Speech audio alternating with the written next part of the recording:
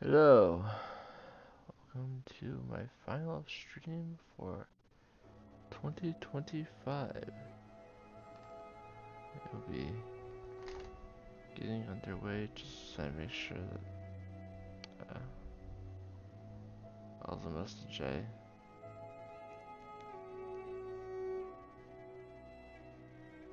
sent out were seen.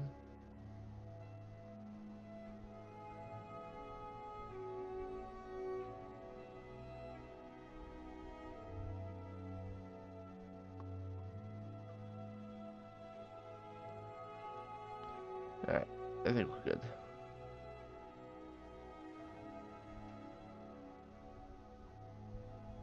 So, I'll get my little reference page opened up here. I did grab that gem last time and didn't mark it off. Alright.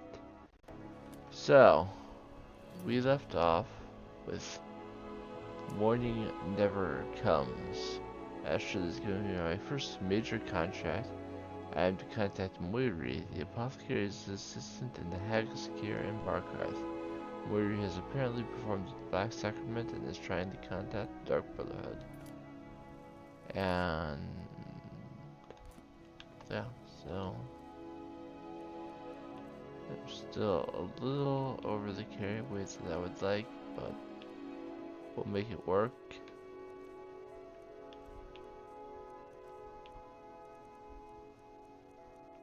Yeah, let's get into it.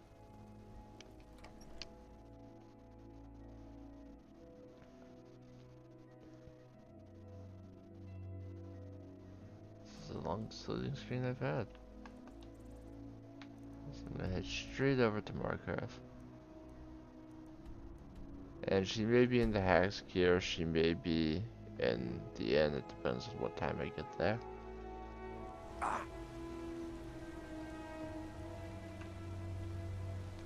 Heard they're reforming the Dawn Guard. Markarth is wild. If you fast travel to Understone and keep like all the guards will be there.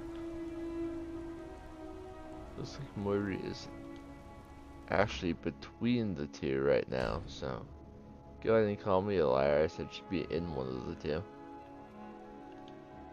You look sick. So Thank you, you're an Mom, for getting alchemist to then.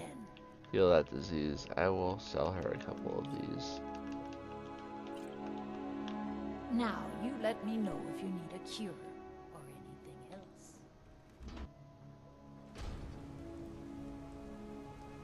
So let me find Moiri.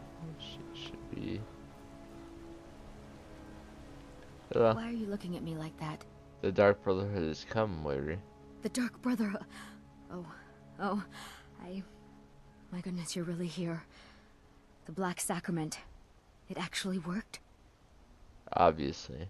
Now tell me what you need. What I need? What I need is for Elaine Dufont to die. I want him hunted down and murdered like the dog he is. I'll need more to go on than that. I didn't know it when we were with each other, but Elaine is actually the leader of a band of cutthroats. Bandits. They're holed up in some old dwarven ruin. Raldbathar. It's near Windhelm. They use it as their base. It's where they stage their raids.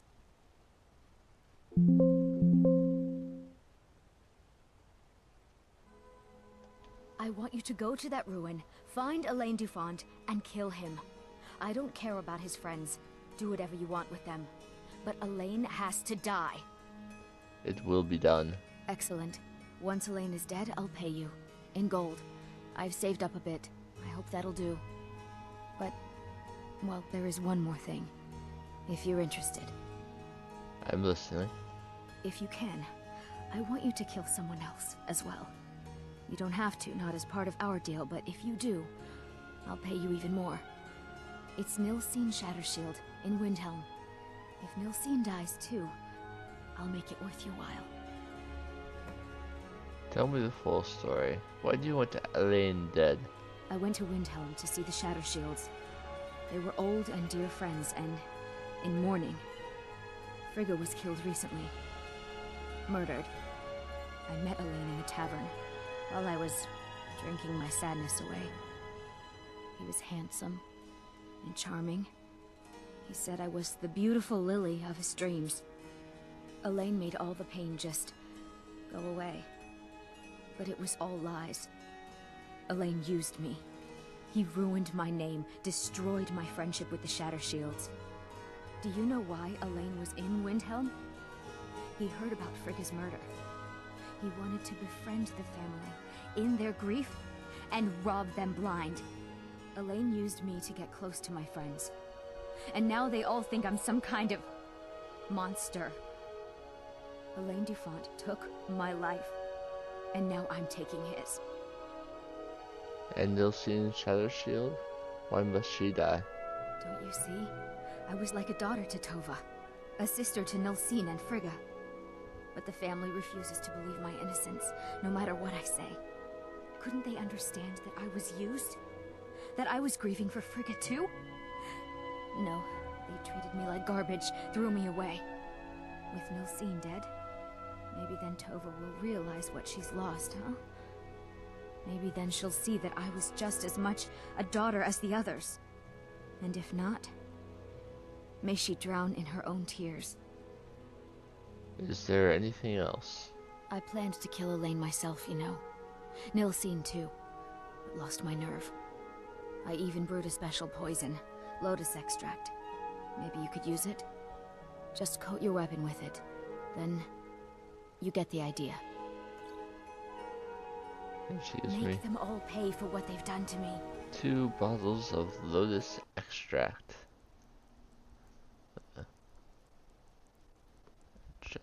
This I think it's just a tiny bit. I remember to change my stream title, but didn't remember to adjust the audio for the differences between Skyrim and Stardew. So the lotus extract that she gave me drains the target's health by 6 points per second for 10 seconds. So it's a pretty nifty little potion, or poison. That's disgusting. Get that rotting carcass away from me. What's wrong? You have to look at the blood closely to see the quality of the meat. How else will you know it's fresh? Bloodiest beef in the reach. So, she wants me to kill Nilsine in Windhelm and Elaine Dufont and Ralzar. I'm gonna go to Windhelm first.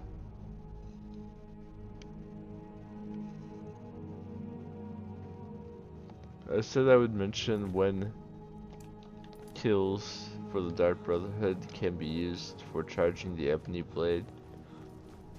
If you have completed the Blood on the Ice murder mystery quest here in Windhelm, Nilsine does count as I hear one. the East Empire Company has reopened.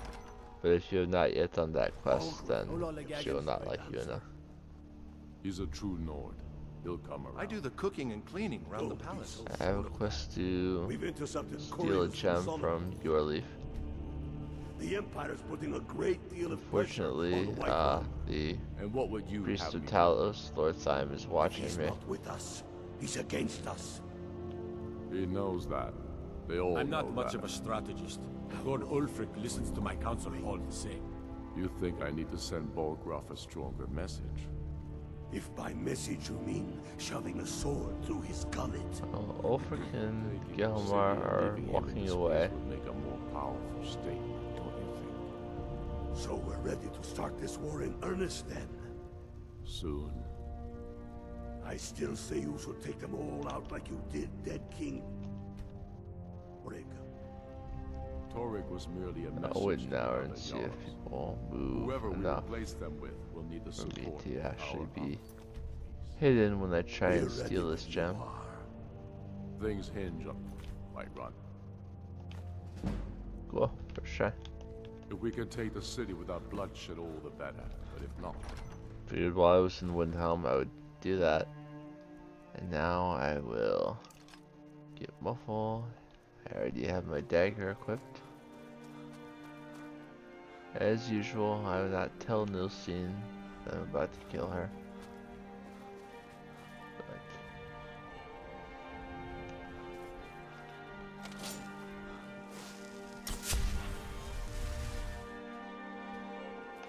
Hear my prayers, son Rakatosh, and grant peace to these departed. she's in the market right now. Killing her among all these people would be I think I've got quite a the handle challenge. on it, but Orichalcum is confusing. Thorburn is here, My favorite and he drinking likes buddy. me because I Let's give get some him meat. Amulet Right, Marquet. that makes sense. I've been a bit out of sorts since. Not really sure what to do There's with Tova. myself anymore. I just miss her so much.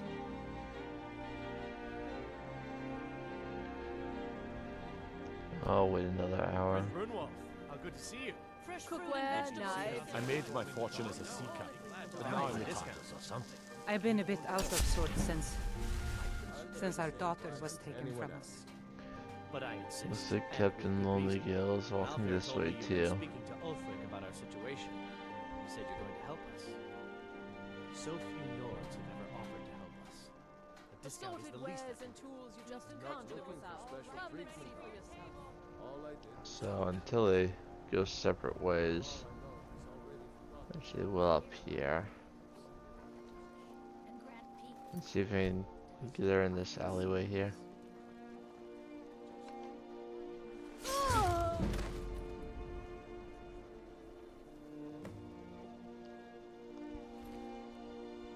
I'll take the flower basket and the key to our house.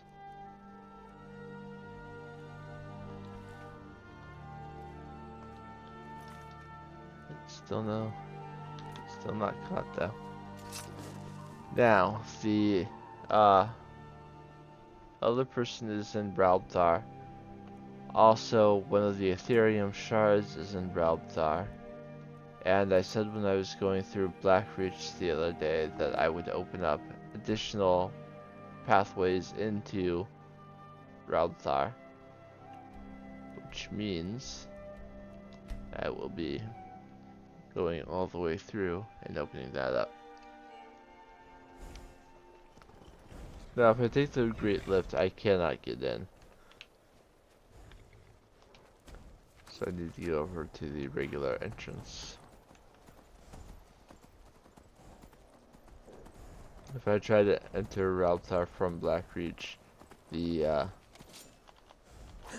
it'll be blocked off.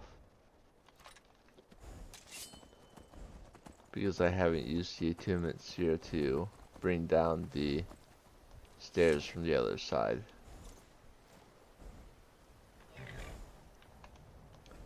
I'm on an iron ore vein real quick.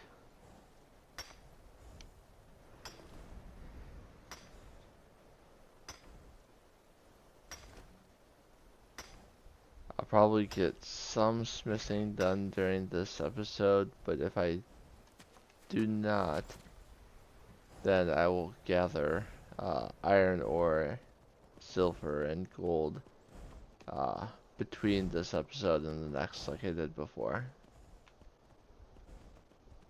And then start the next one with smithing.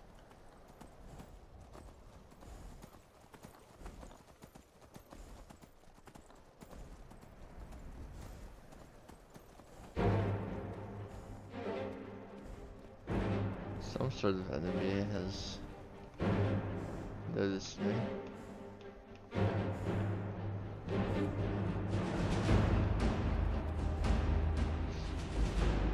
I can't tell if I'm hovering or actually still making any progress. Yeah.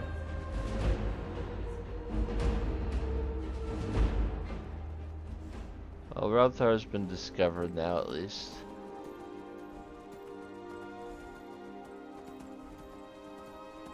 Stairs over here. Somewhere around here.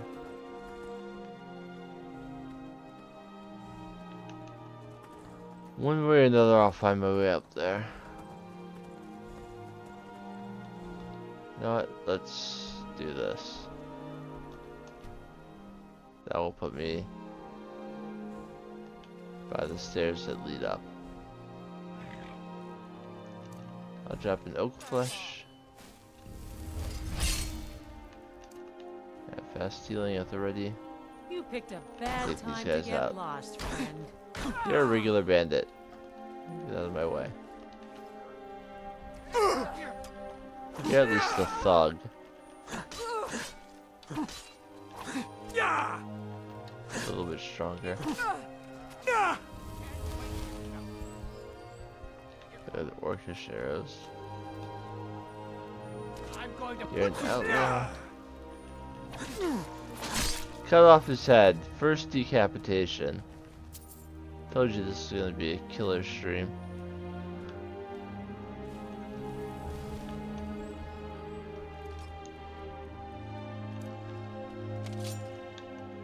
And now we are entering Raldthar.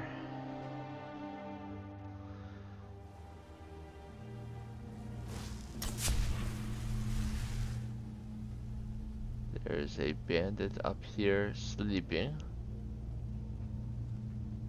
A marauder. Try to get a nice power attack on him.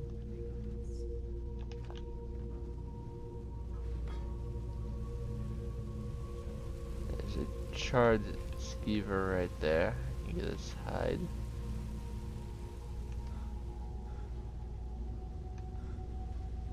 Sneak up on this bandit quickly.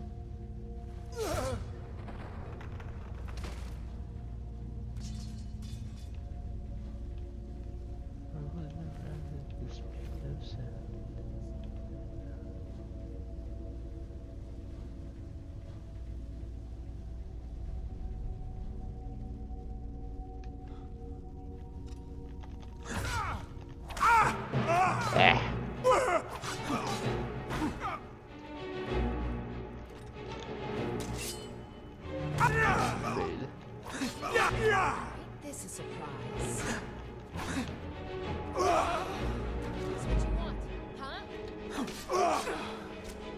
Got a looks like a dwarven bow. I'll kill you if I have to. But maybe steel arrows.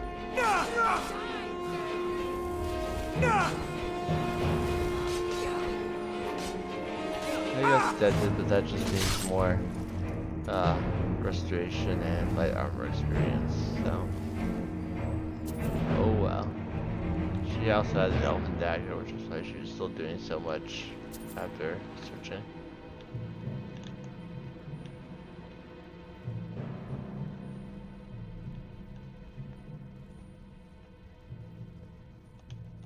I'll take a 1 hour nap in one of their beds. Sure.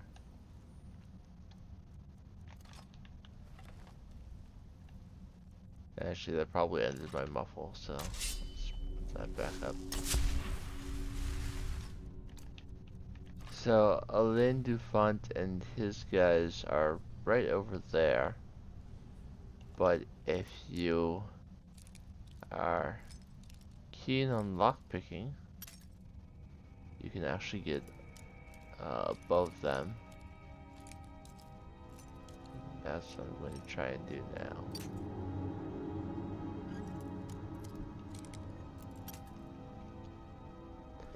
That was careless.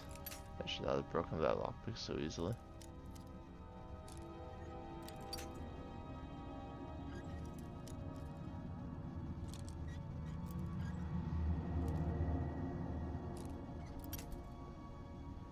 I did switch too far the other way. There we go.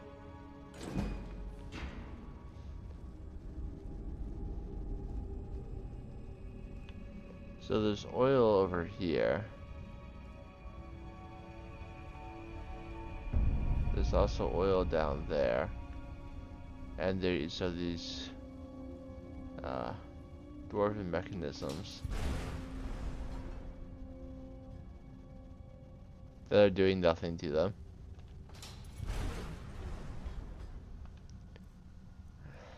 To bad I don't have Firebolt.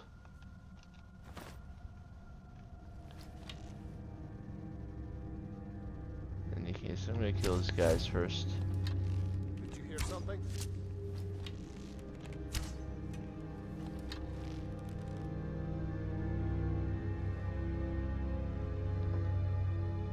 They'll run up here, maybe.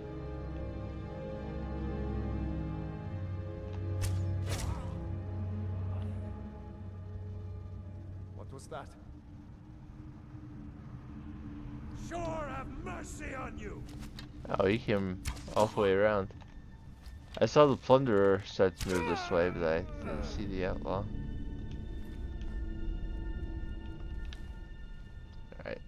Alain Dufont does not deserve the chance to defend himself.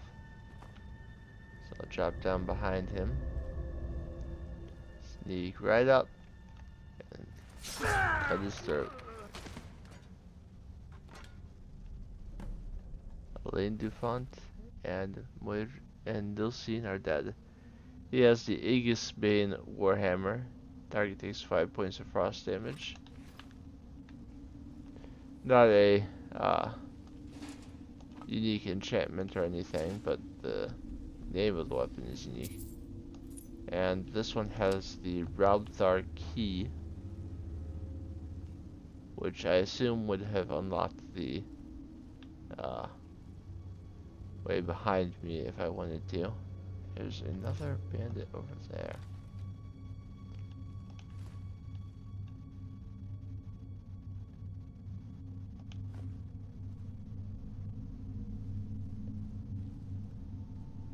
I'll take what I can from this side, which includes some ingots and ore.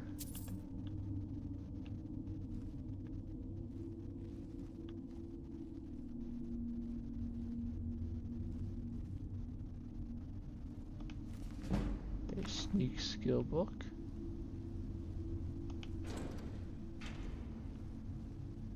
I think it was already unlocked anyway. So I see that bandit patrolling. What was that? Ah! Victory is yours. I submit. Ah! Never knew where I was. Okay. Another bandit down. If I were only here for the Dark Brotherhood quest, I could leave right now. But I'm here for a little bit more than that. I'm here to actually clear Raubthar and get the Ethereum shard that is here. The Raubthar key has no effect on this particular gate.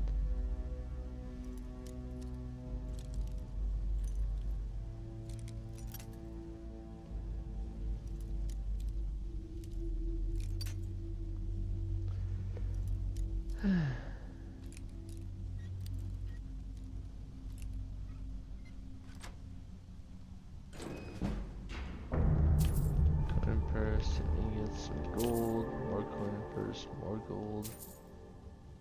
I do have magic resist, so I will not take the dwarven shield of magic suppression.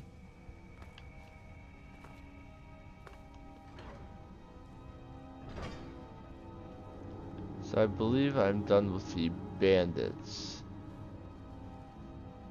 So I will be fighting here. I believe from here on it'll be first dwarven constructs, and then after that Falmer.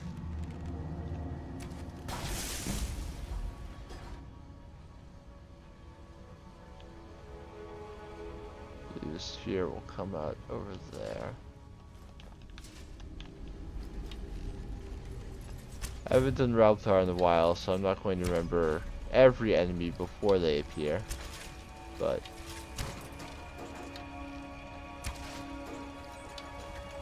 I'm gonna be pretty on top of these things. I'm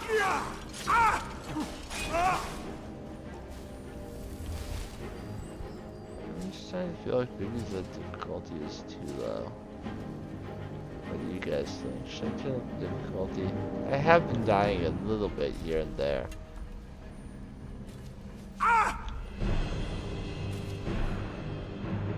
But for the most part, I'm not having too much trouble with these fights. I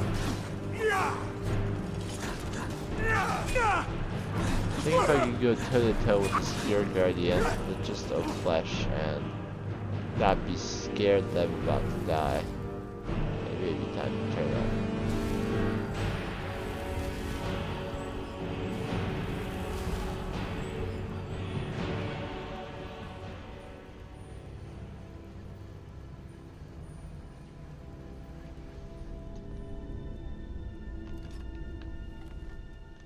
I think for the most part I'm just getting stronger anyway.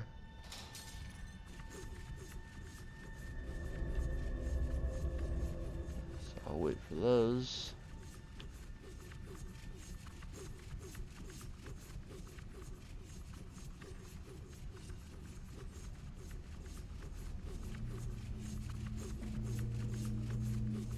They don't seem to want to stop. But there's a little alcove there.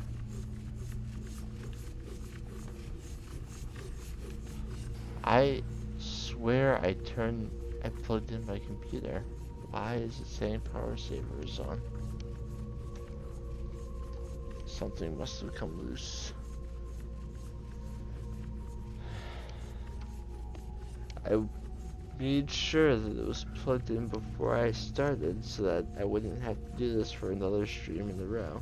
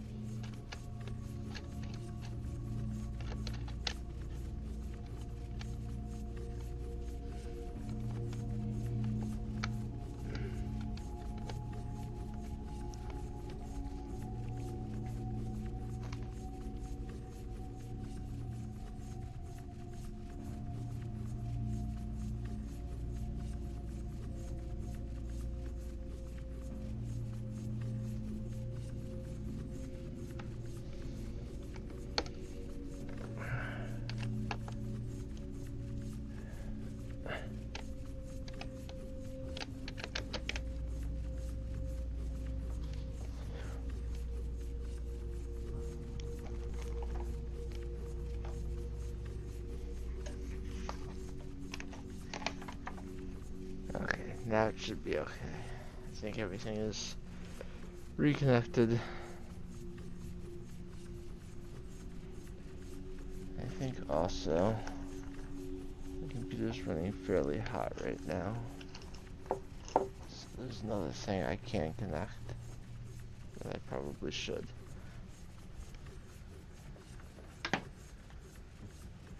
When I bought this computer, I also bought a cooling pad.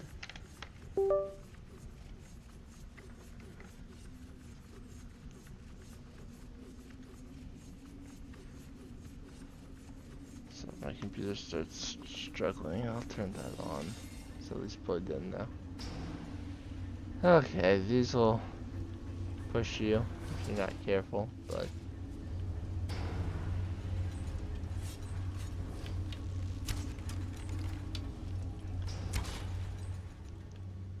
this one might hurt.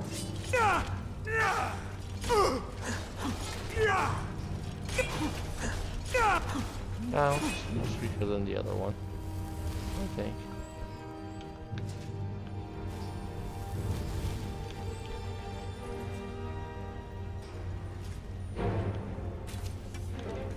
I'm not sure how it saw me through the pipe, but okay.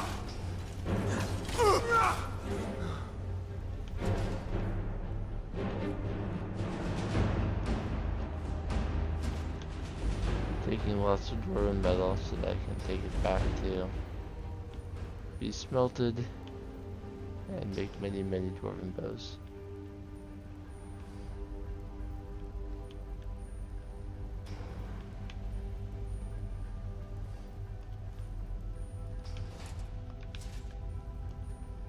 And a master locked chest.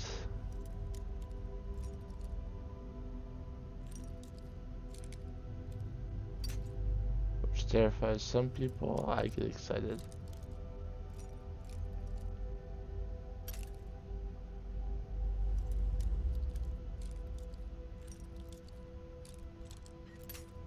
Except when I very obviously screw them up.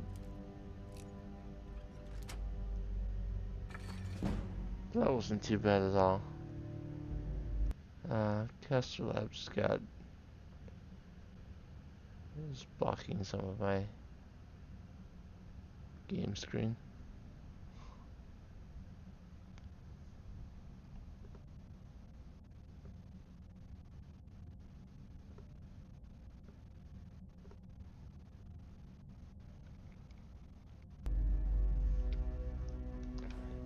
The Black Soul Gem's already filled. Some more Moonstone. I am not done with Moonstone yet. Even when I move up to glass, I will still need some. Alright, so it's time to switch to Muffle and Dagger, because when I go down here, the enemies will switch. Oh, sorry. A couple more Dormant Constructs first. When I go down that lever, elevator, whatever it is, whatever you want to call it, we will be switching to Falmer as the primary enemy.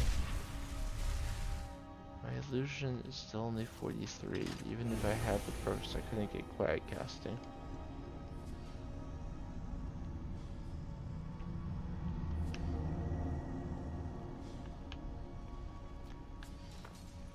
Watch out for more spinning blade traps. There's a little novice chest tucked away here.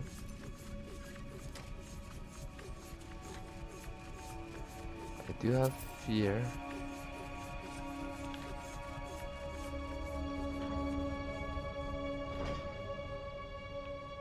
Right. There's not just Falmer in here. There's a couple of Skeevers in this pen. Just take them out since they have sight.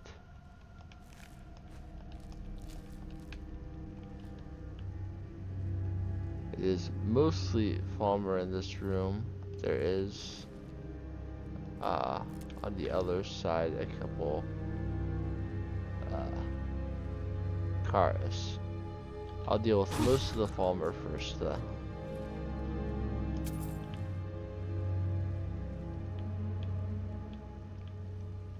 The Karas are also in a locked pen, so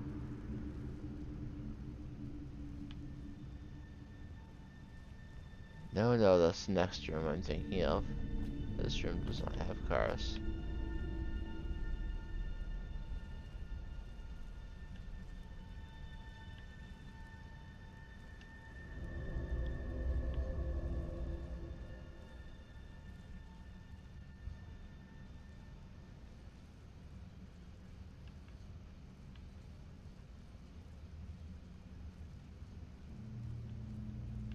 There are Karas. Eggs, yes.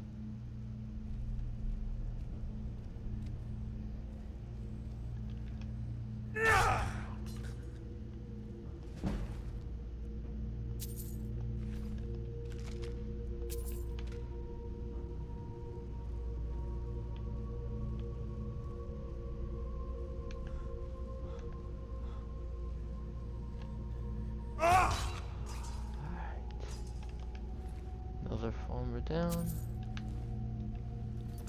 Unless there's additional enemy types up here.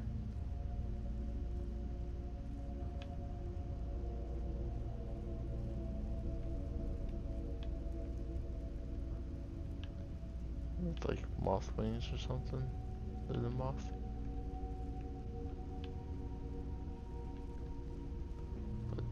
find out too.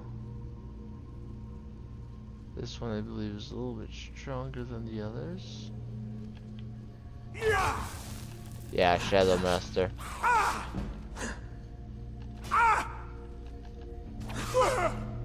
actually going to take a chance and soul trap him. Even though I think there's someone right behind me. There is one shooting arrows.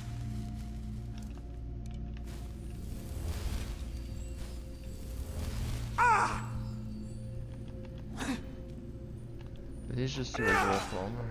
I can handle him.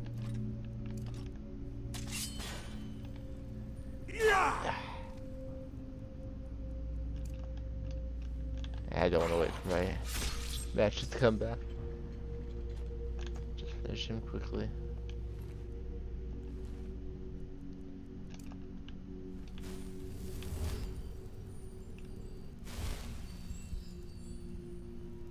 I've been heard by something.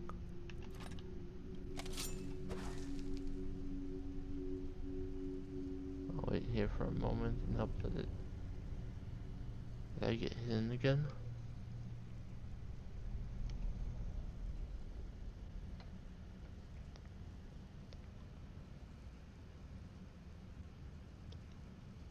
Okay.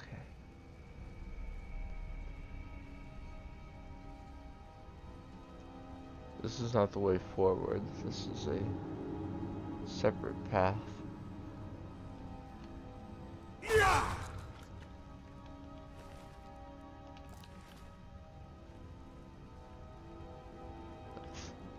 Loot.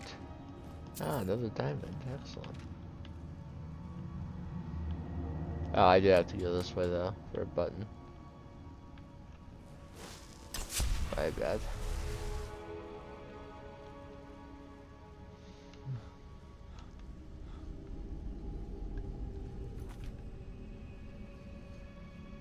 Try and quick save every now and then at least.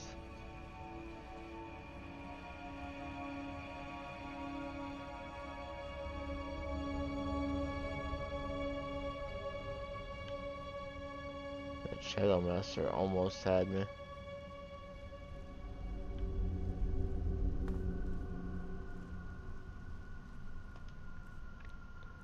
But I'm going to say filling soul gems is worth it.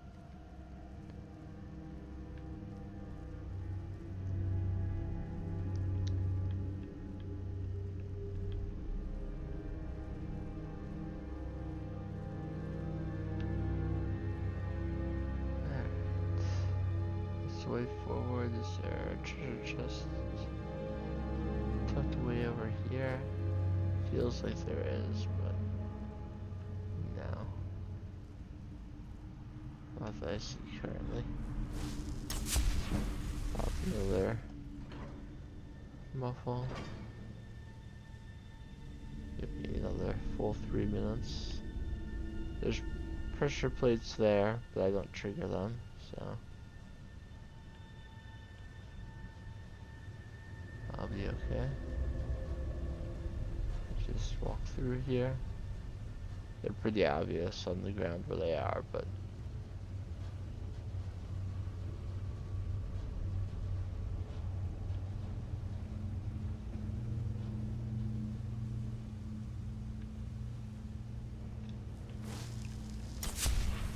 another one. Continue on. So there are several buttons here. Some are good, some are not. I don't know which is which. Let's try second from the right. Lucky guess. The others can like spawn enemies and the like.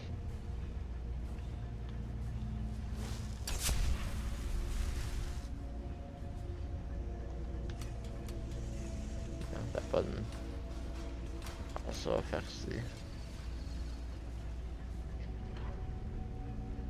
Alright, this is the room I was thinking of.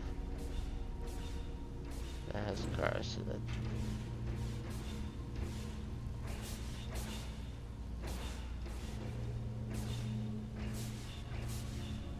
Oh, the Shadow Master? It is. I did not want to get detected that fast.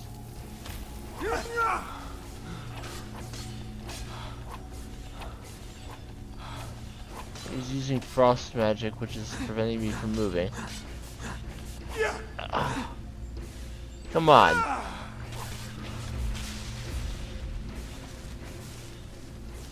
Okay.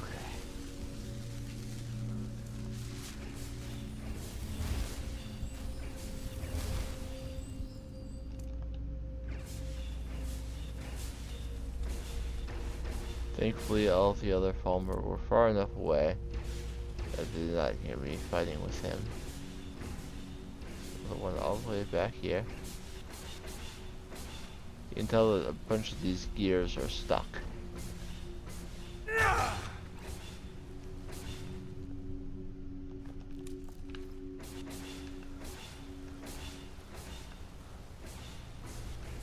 a puzzle in this room that I will be solving shortly.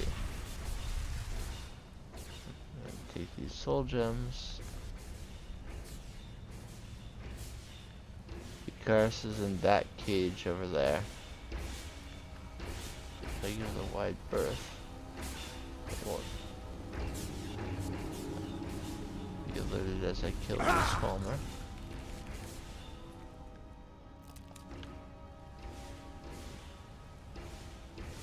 Should be only one more, I think.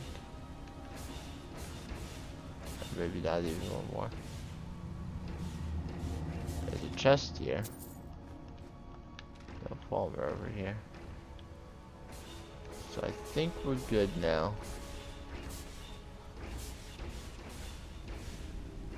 This hut is expert locked. You can tell that there's a chest behind it.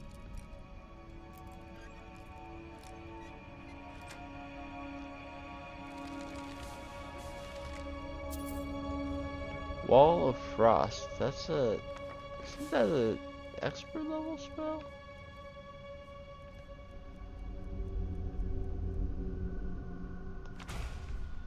Wall of Frost. Yeah, that's an expert level destruction spell. Surprising to find that in the chest.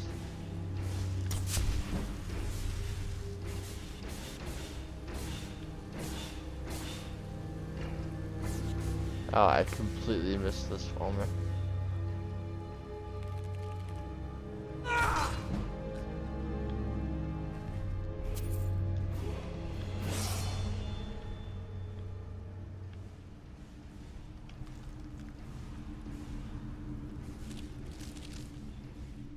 I see it there.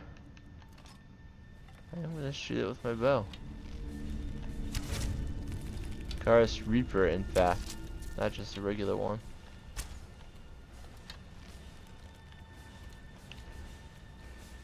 As you can see, there's also two in there. The Raudthar key does open this. Alright, this one detected me.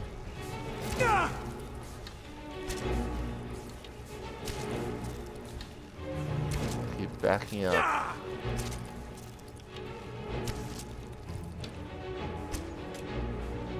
Excuse you.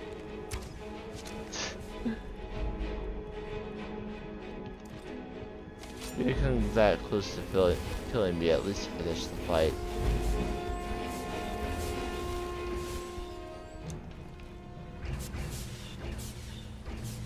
Okay, that is the enemies in this room taken care of. All the Falmer, all the Icarus. I'll take a few of their eggs.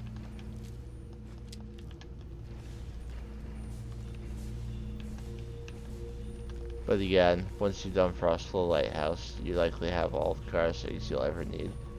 Some more ingot and gold in here. Or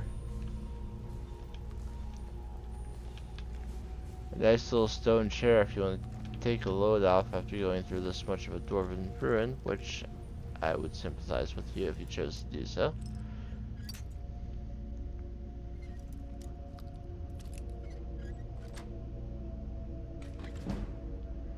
Waning fire. I don't know if I have resist fire. That's why I have a document that tells me. I do have resist fire. Alright, so the whole purpose of this puzzle is to figure out what is blocking these gears from turning. And in most cases, it's a boat. For example, a skull. You can tell that having removed that skull, this gear is now turning. This one is stuck, there's something blocking it. There are ones underwater too. Remove a dwarven scrap.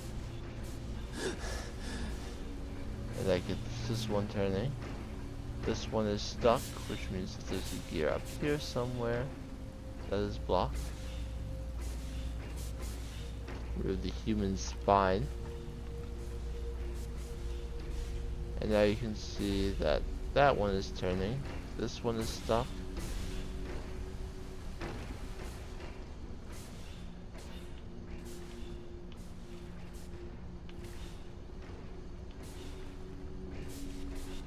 Actually, I believe what's holding it back is actually back this direction somewhere.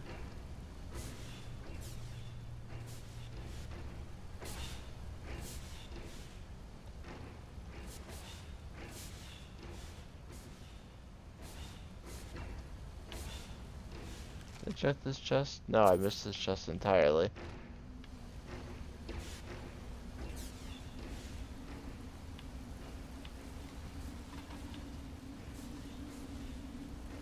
Read something directly in this one, now that I think about it.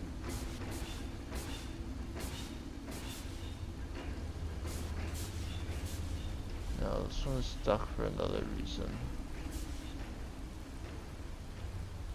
I thought that there were two underwater.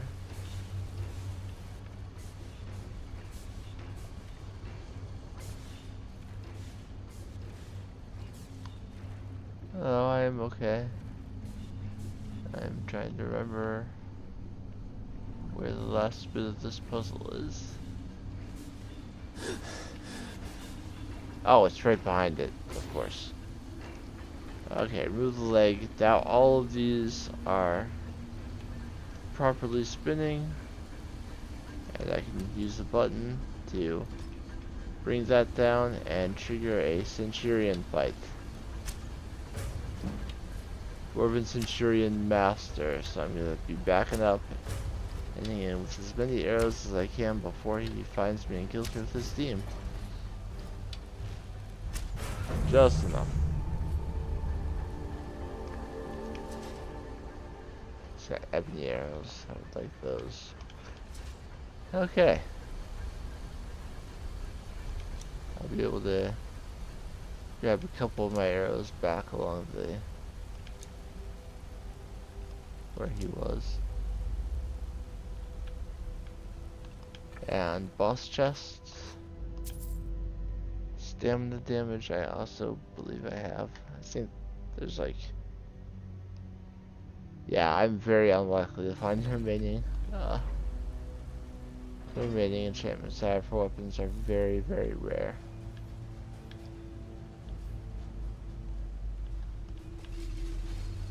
So load this, and I'm going to be fighting some more Dwemer constructs in this room. I can see that Katria is already here. So let's have her fight off these constructs. We meet again. That was quite the trek. Come on, I think it's over here. And the Ethereum shard is right here. I have to say, I'm glad that's over.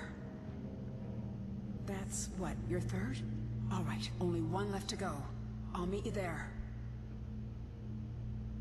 And she's off. Dwemer scrap metal does not have a adjective in front of it. I did get Fortify Sneak last time I was doing things, so As much as I would love to have that necklace.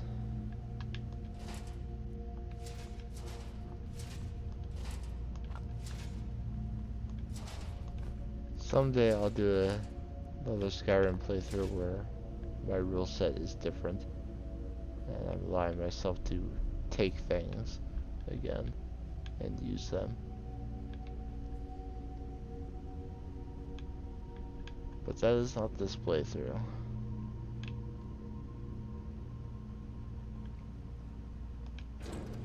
So this gate is the exit back to Skyrim. I'll come up here just so that I can open it up. See, there's another Dormer ruin over there. Dragon Roost up there.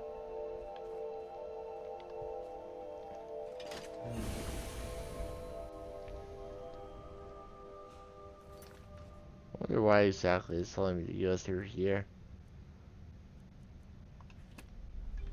In any case, the spot for the attunement sphere, door mechanism is right here.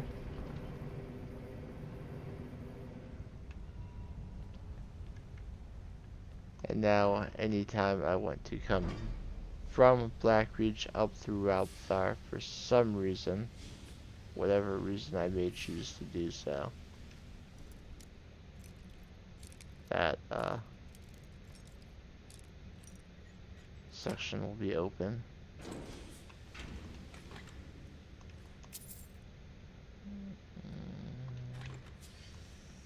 Another master locked chest.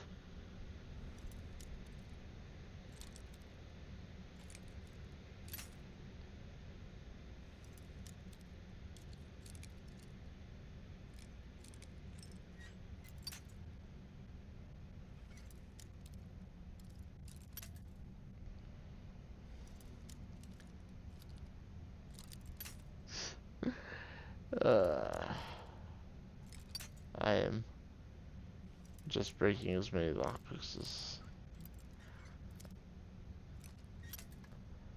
I'm really not trying to do this very well.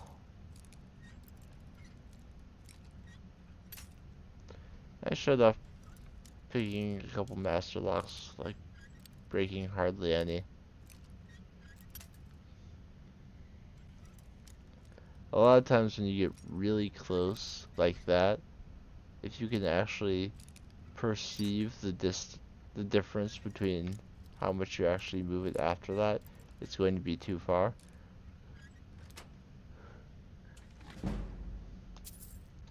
I do have Soul Trap. So this is the door that actually leads into Blackreach. It has been long enough since I was last in Blackreach that things have respawned here. So if I hadn't gotten all the Crimson Nerd root last time, I could get it now.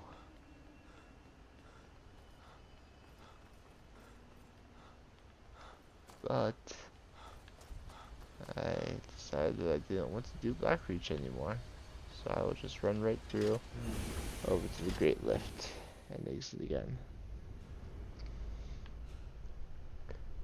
This is actually locked again. Or maybe I never came up this one. Who knows? A cave in that direction, cave in that direction. Caves in many directions. So I could go back to Moira right now. What I will actually do is find the last Ethereum shard. It's somewhere around here. I'll go to Kyne's Grove to start.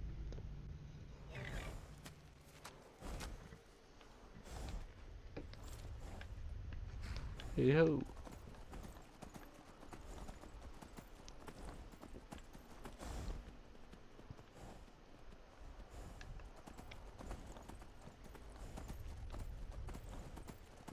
So there are many little places along this road that I did not discover the first time I was over here. I'm being chased by a bear. Yeah, the wolf is on his way too. Let's take care of these real quick. Cave bear even.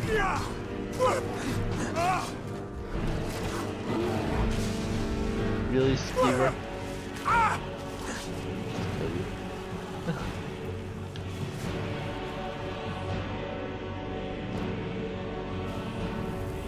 Which reminds, fighting a bear reminds me that I still haven't cured my disease.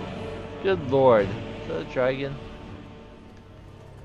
I just fought a bear, do I have to fight a dragon too? Maybe not if I go over to this giant camp. My first dragon was killed by a giant. My first non-scripted dragon was killed by a giant, I should say.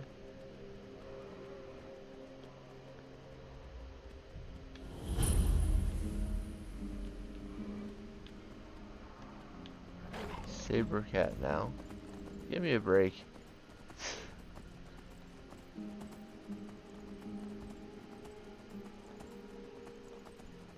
Let me explore this section of Skyrim in peace. Nah, I knew that wouldn't be an option. You're always getting attacked over here. It's part of the reason why I didn't bother to explore it before, because I didn't want to just keep getting attacked. But I have a reindeer now, so I can avoid that. So there's a little Dwemer location on the navigation bar now. That is my destination, is where the last Ethereum shard will be. I'm in combat, but not really. Enough that it won't let me mine this, but far enough away that I feel like I can safely do it myself.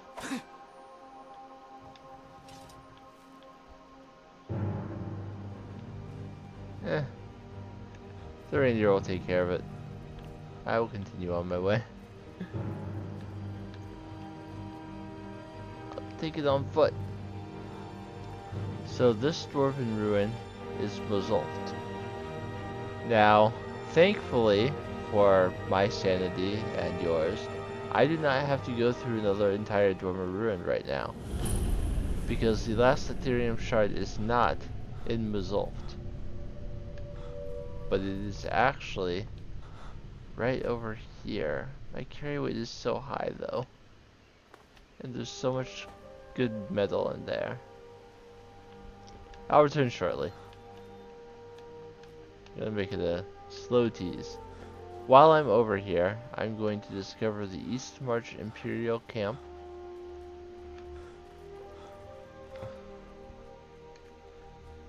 Which is a location I usually discover quite a bit earlier. It's nice to have a friendly location in the mountains over here for me to go to. I mean, the Imperials don't love me too much yet. I'm only just barely taken the oath. And also, Stony Creek Cave down here I'm going to discover. And I'm going to grab the goldfish in the water. And any other fish that are down here. I need several goldfish for fishing quests. So, go ahead and get some now. While I'm here.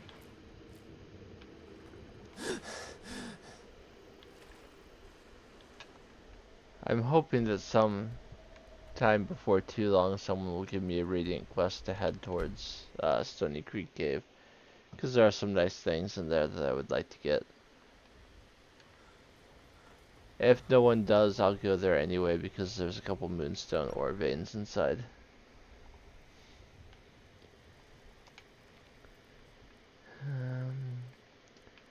So let's just get like a whole bunch of stuff out of my inventory,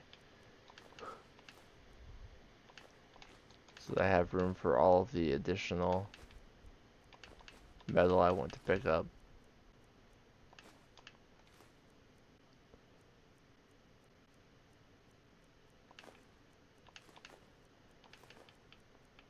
I think that's good. Honored to see you again. I'll also put away.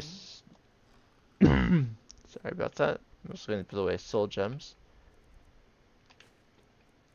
Filled ones at least.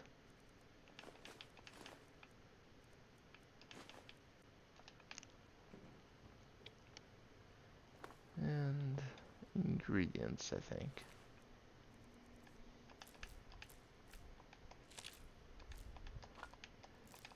It was not a small number of ingredients that I picked up. I will also end up getting my carry weight down quite a bit by turning the heaviest of this metal into ingots.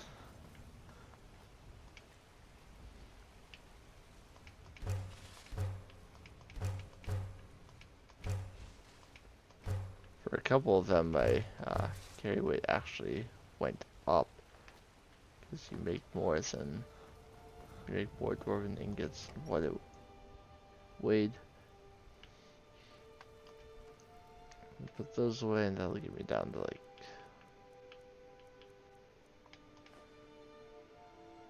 what I typically consider to be a more reasonable amount of carry weight. Not all the way down where I like it to be, but pretty close. Because this is where I would put a flower basket as well.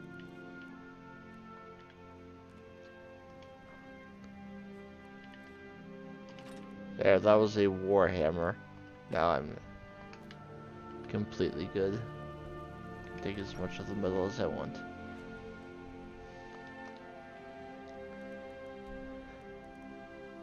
So back over here, go into the Dwemer's storeroom.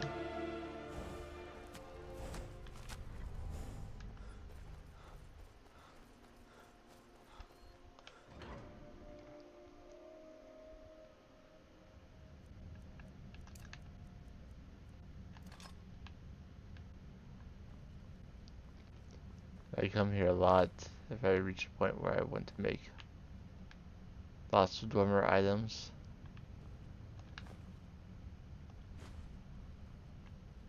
There you are. Give me a hand with this door, would you? I can unlock this door, or I can go around. The choice is 100% mine. An expert lock is no problem for me, but I'll show the other path. Because it's not just this room.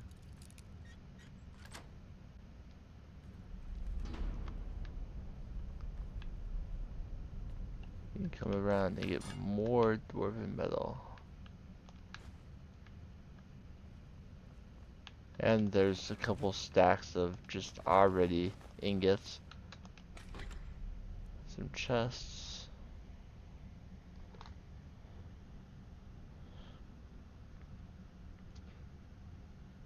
It looks like I have all of the magic related ones now.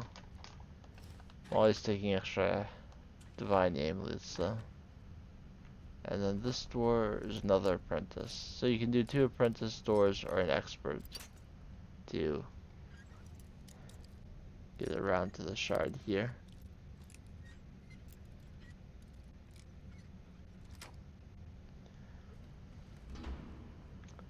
Both work equally.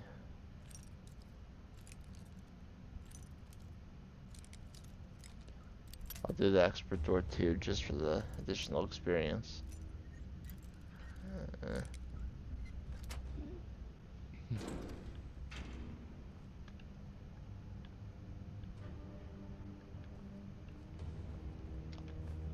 One more ingot. What's debilitation again? Stamina damage? Yeah. And Ethereum shard. Thanks again for all your help. That's the last one, isn't it? It's almost time. I'll meet you at the forge.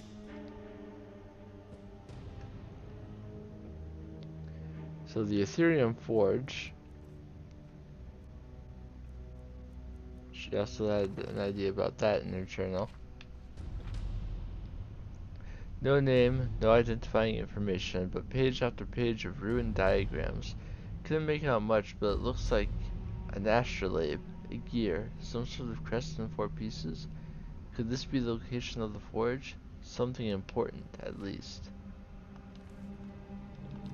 The location that it is describing is the ruins of Bathalt, which I have cleared, but didn't. I said we would be back there in the future. This would be that time. But before that, I will return to Moiri and get my reward for my misdeeds.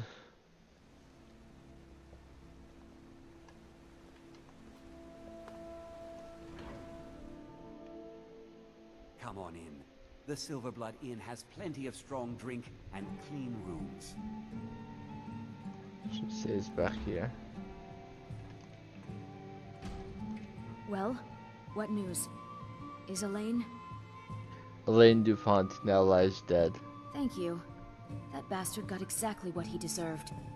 And I heard about Nilsine. You have more than fulfilled your part of the bargain. Please, take this.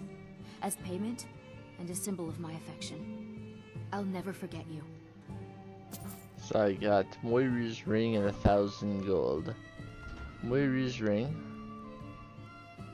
makes created potions 15% more powerful. But you're not looking so good. Are you feeling ill? Okay, I need to take care of this. So while I'm here, I'll read Eltress's note. Meet me at the Shrine of Talos. Mostly because it takes me into the Shrine of Talos, and I can finally remember to heal my darn. Vampire hunters or something in the old fort near Riften. Fix up my darn disease.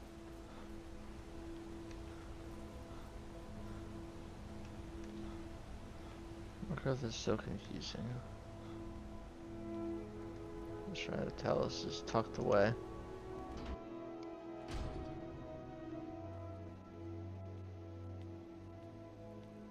I'm sorry to drag you into First things Markov's problems. first, After that attack in the market, I'm running out of time. You're an outsider. You're dangerous looking. You'll do. I'll do? What are you talking about? You want answers? Well, so do I. So does everyone in the city. A man goes crazy in the market. Everyone knows he's a forsworn agent. Guards do nothing. Nothing but clean up the mess. You want me to find out why? This has been going on for years, and all I've been able to find is murder and blood. I need help. Please, you find out why that woman was attacked, who's behind Waylon and the Forsworn, and I'll pay you for any information you bring me. What do you know about Margaret? She's not from Markarth. The air about her screamed outsider. Visitors to the city usually stay at the Silverblood Inn. Who was Waylon? Where did he live? He was one of the smelter workers. I used to have a job down there myself, casting silver ingots. I never knew much about Waylon, except he lives in the Warrens, like all the other workers. Who are the Forsworn? They're remnants of the old rulers of Markarth, natives of the Reach, followers of the old ways. The Nords drove them out of the city, Ulfric Stormcloak and his men. That was about 20 years ago. But somehow they're still here, and they're killing people. You've looked into these murders? Yes. It all started when I was a boy. My father owned one of the mines, rare for anyone who isn't a Nord. He was killed. Guards said it was just a madman, but everyone knew the murderer was a member of the Forsworn. I've been trying to find out why ever since. Gotten nowhere so far. And then I got married. Have a child of my own on the way. I swore I was going to just give up for my child's sake, but it's like my father's ghost is haunting me, asking me why. Let me know as soon as you found anything. So I didn't want to actually start the Forsworn conspiracy right now. It was just a convenient excuse to go into a shrine and remember to heal that darn disease as everyone's been mentioning when I go by.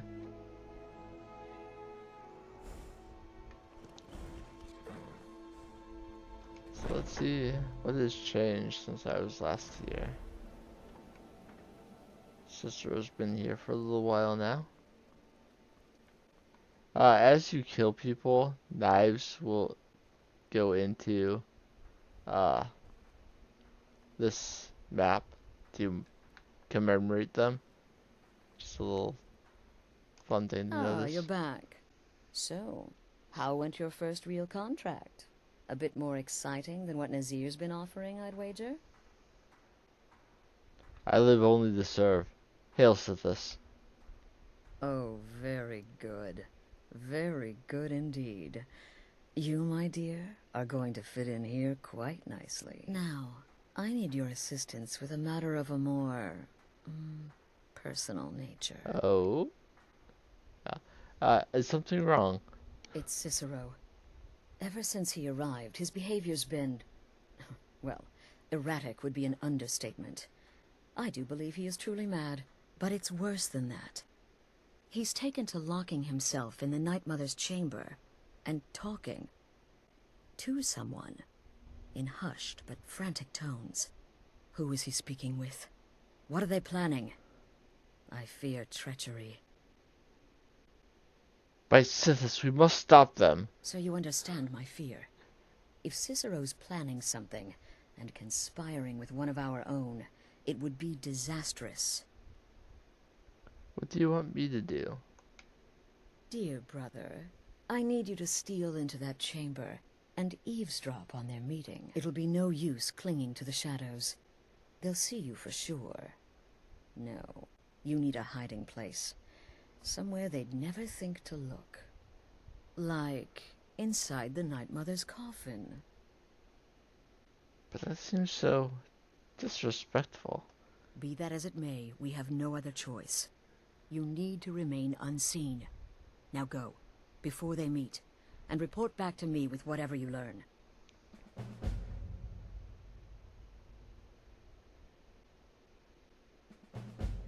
Any idea who would conspire with Cicero? That's the real question, isn't it?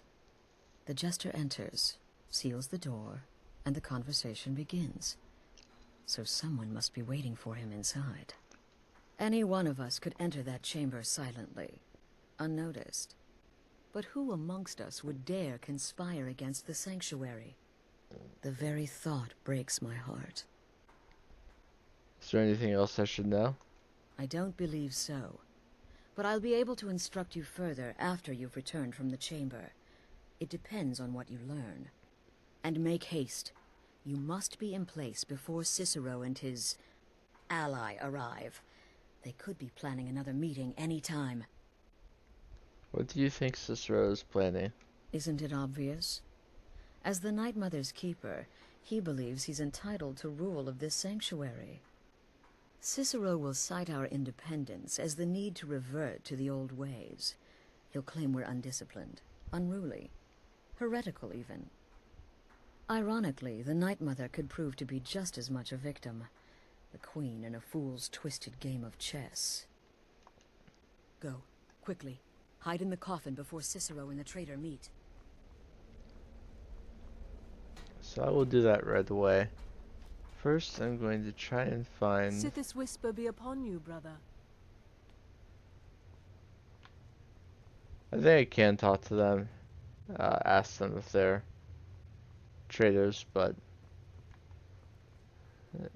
wouldn't bear fruit.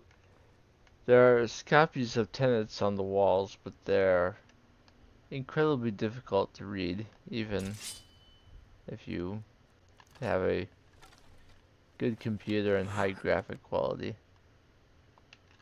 Which is why the internet exists. I can tell you what the tenets of the Dark Brotherhood are, even if you can't read the inscriptions on the wall.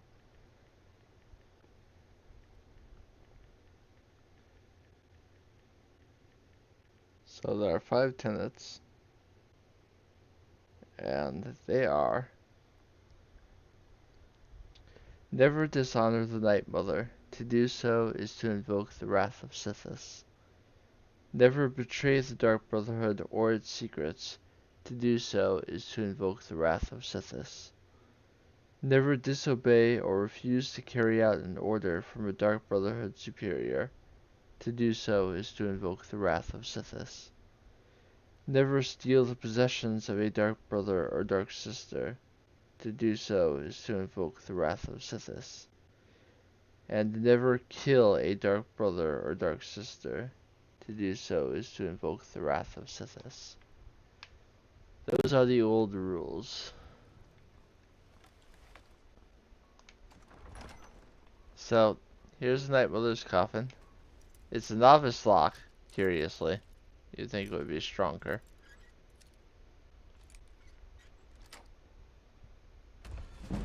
Hello, Night Mother. So if you get close enough, the coffin will close behind you.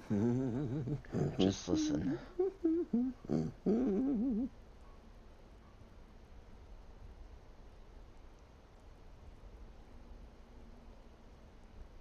Are we alone? Yes. Yes! Alone! Sweet solitude! No one will hear us, disturb us. Everything is going according to plan. The others, I've spoken to them, and they're coming around, I know it. The wizard Festus Crex. Perhaps even the Argonian, and the Unchild. What about you, Have you spoken to anyone? No? No, of course not. I do the talking, the stalking, the seeing, and the saying. And what do you do, Nothing! Not that I'm angry. No, never. Cicero understands. Cicero always understands. And obeys. You will talk when you're ready, won't you? Won't you? Sweet Night Mother. Poor Cicero. Dear Cicero. Such a humble servant. But he will never hear my voice. For he is not the listener. Oh, but how can I defend you? How can I exert your will if you will not speak to anyone? Oh, but I will speak. I will speak to you. For you are the one. Yes, you. You who shares my iron tomb. Who warms my ancient bones. I give you this task. Journey to Wallenrood.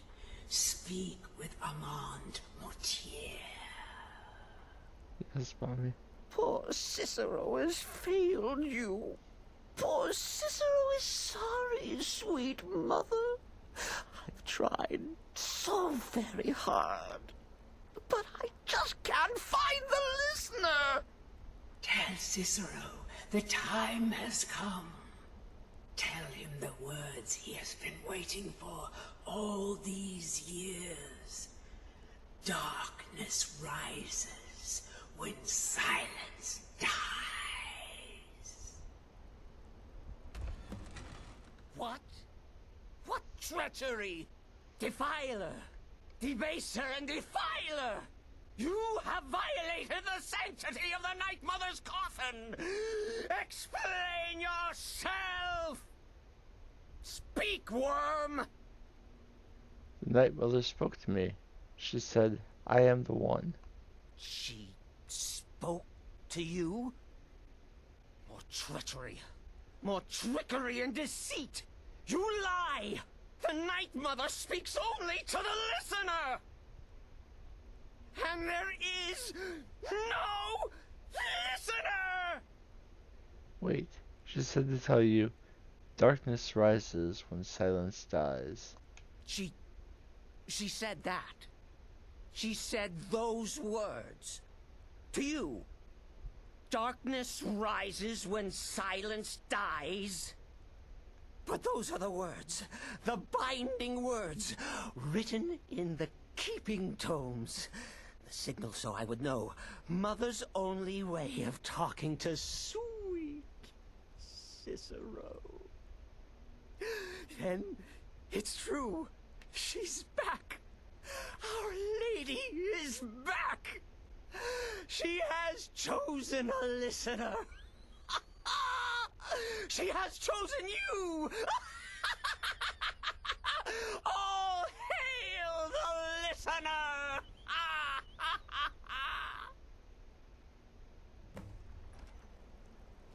Stop, Astrid. By Sithis, this ends now. Back away, fool. Whatever you've been planning is over. Are you all right? I heard the commotion. Who was Cicero talking to? Where's the accomplice? Reveal yourself, traitor. I spoke only to the Night Mother. I spoke to the Night Mother, but she didn't speak to me. Oh, no! She spoke only to him, to the listener. What? The listener? What are you going on about? What is this lunacy? It's true! It's true! The Night Mother has spoken. The silence has been broken. The listener has been chosen. When I heard Cicero screaming, I knew you'd been discovered. I feared the worst. Are you all right? Yes, I'm fine. Then what in Sithis' name is going on? Cicero spoke to the Night Mother, but she spoke to you? Is this just more of the fool's rambling? It's true. The Night Mother spoke to me. She said I was the one. What? So Cicero wasn't talking to anyone else? Just the Night Mother's body? And the Night Mother, who, according to everything we know, will only speak to the person chosen as listener, just spoke. Right now. To you? Yes. By Sithis. And? What did she say? I must speak to someone named Amond Motier in Vollenrude. Amand Motier? I have no idea who that is. But Vollenrude, that I have heard of. And I know where it is. So I should go to Vollenrude?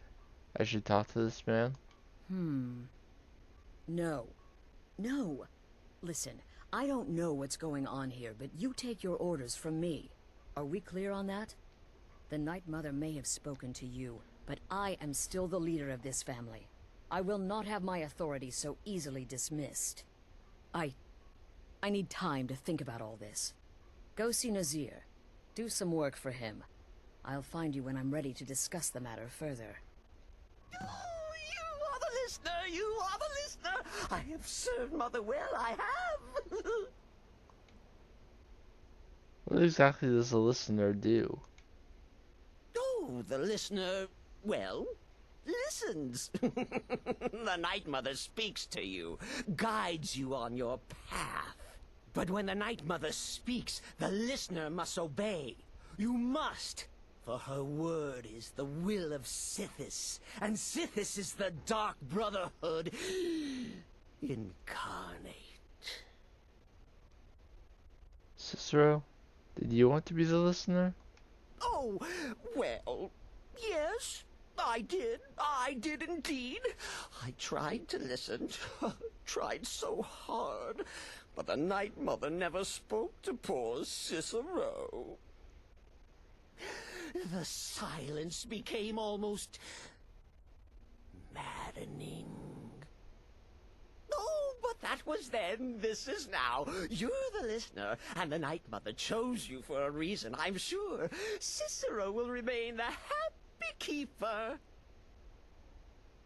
Will the Night Mother speak to me again? Surely you're pulling Cicero's leg. Wait. The listener is serious. Oh. Well, of course the Night Mother will speak to you again. She might speak now, or later, or... I don't know. But speak she will. The Night Mother is part of you now. You get to hear voices inside your head. The rest of us should be so lucky.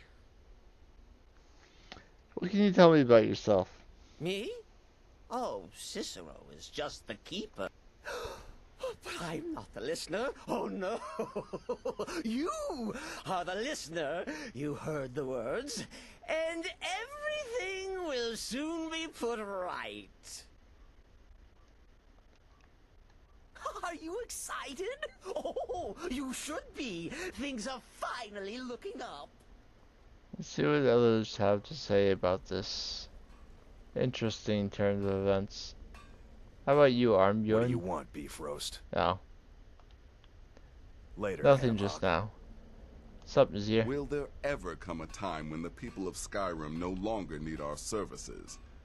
I think not. Ashley wanted me to see you about some more work. Well then, your timing couldn't be better. As it turns out, I've got 2 new contracts. One rather easy assignment, and another that should prove quite a challenge. Your first target is an orc bard named Lurbuk. The other is a vampire by the name of Hearn. Happy hunting. Tell me about Lurbuk. He is, by all accounts, the worst bard in all of Skyrim. Apparently, so many people sought his death, Astrid had to hold a lottery to determine the client. Tell me about Hearn. He's a vampire, and has blended into human society for years. He's never far from his female companion, Hurt, also a vampire. The contract is for the male Hearn, but you'll probably have to contend with the female too. So for Sithis' sake, watch yourself. Good luck, and try not to get yourself killed. I will quickly complete those contracts, but then I will finish the Lost to the Ages quest, since I started it like halfway through the last stream. And then we'll see what else I may or may not do today. So the Hurt and Hearn are actually fairly nearby in Half Moon Mill. I discovered it a while ago. They can be charges for the ebony blade if you have chopped firewood for them, but otherwise no. So I'm going to pop a muffle and sneak into the house. The wife may or may not be inside, we'll find out.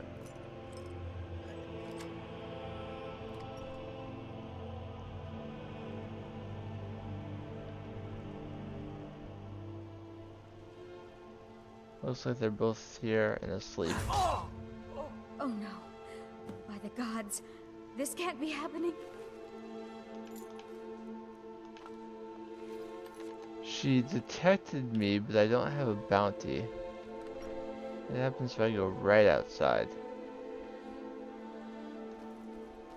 She's running. Is she going to tattle on me to the guard?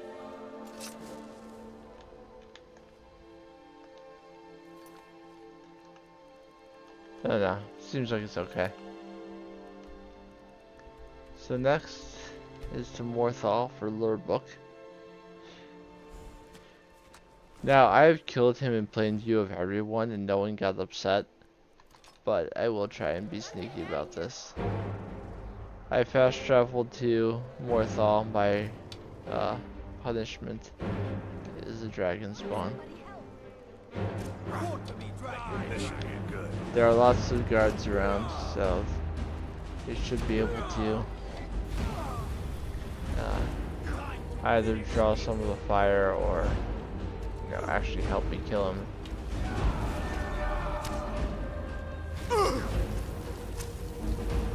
It is an elder dragon, so he'll be pretty strong.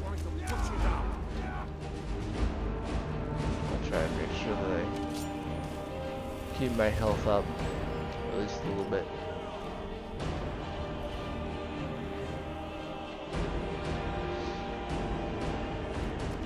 My eyes are a little tired today.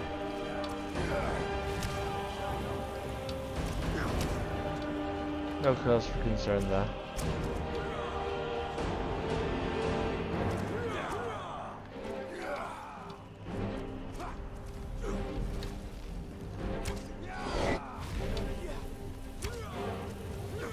Yeah, we'll definitely get this dragon down soon.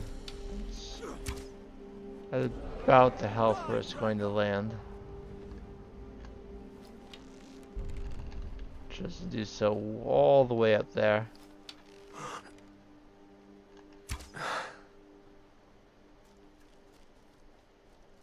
Probably hit it from back here, but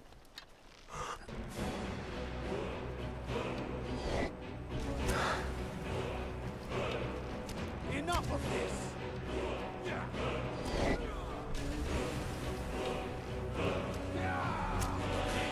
guards are coming up here, so I should probably just run up and take them out. Goodbye.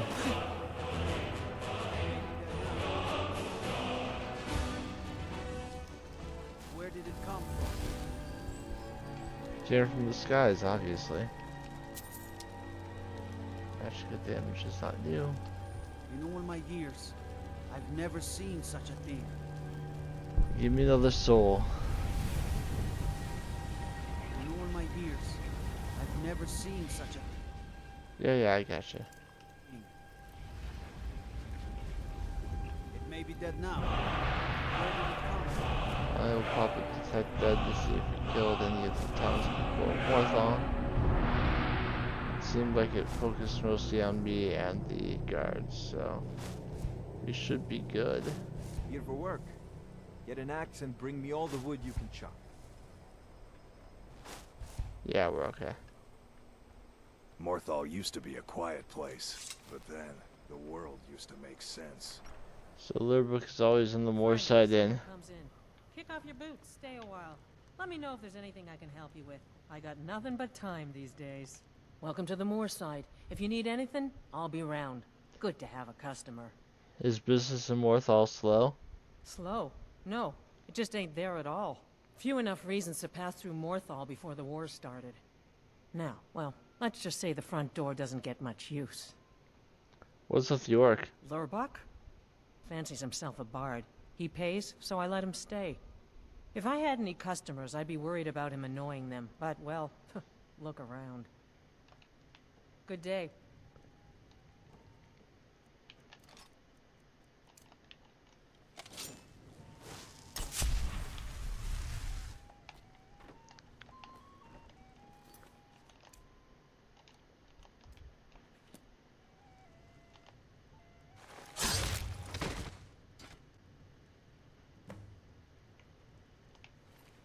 No concern that, no, I just killed a guy in the middle of her inn. Cheers.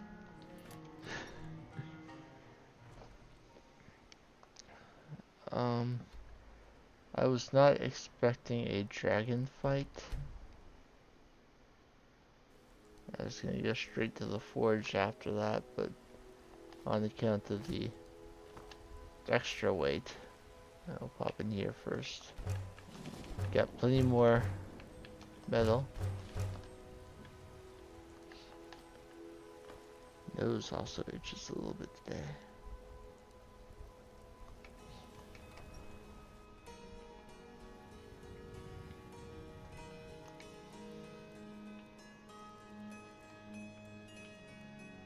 So let's get the dragon bones and scales and the dwarven metal ingot out of my inventory.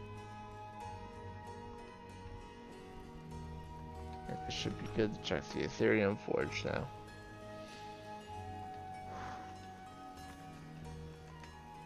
I'll turn those off and travel to the ruins of Bethalft. We got quite the fight coming up here.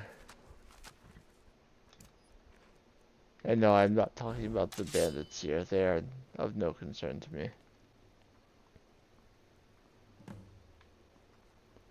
In fact, they might still be considered dead. Yeah, it's already been repopulated by Rift Guards since I cleared it before. In the old fort near Riften. Let's lock this real quick. It doesn't say steal from chest.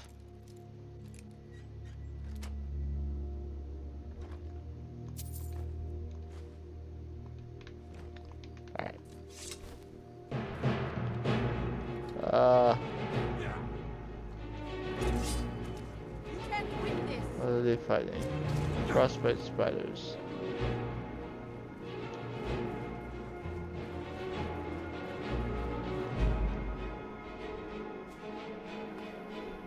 There's the second one.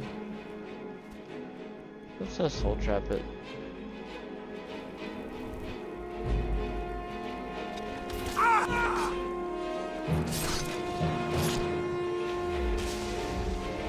Alright, additional lesser soul. It led me to my iron ore vein, so I won't complain.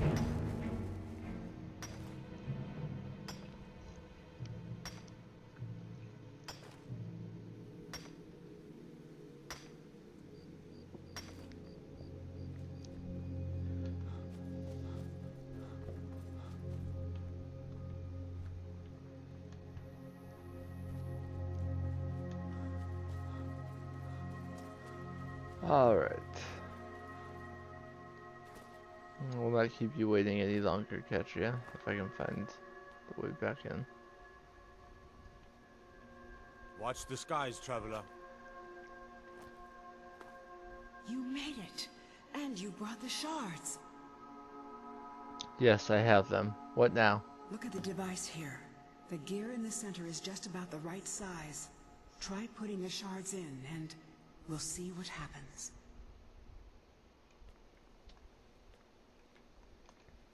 One, 2, 3, 4.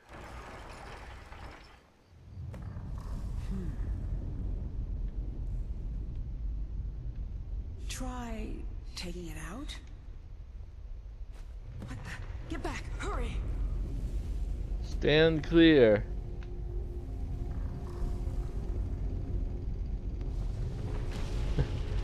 Guards aren't really intended to be here in the vanilla game, so. It's true. It's all true. Come on, let's check it out.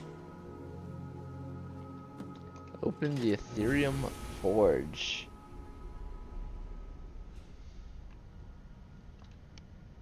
Take out a torch and walk slowly. It just feels more exciting that way. That took longer than usual. How deep are we?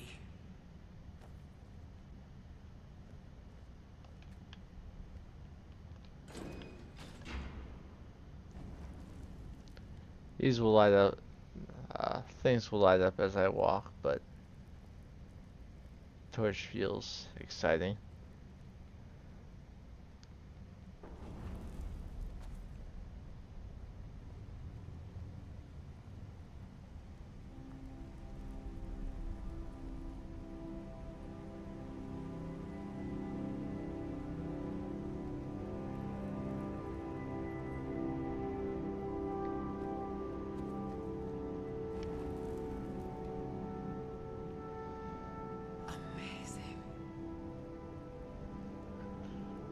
Take my glasses off for like a few minutes.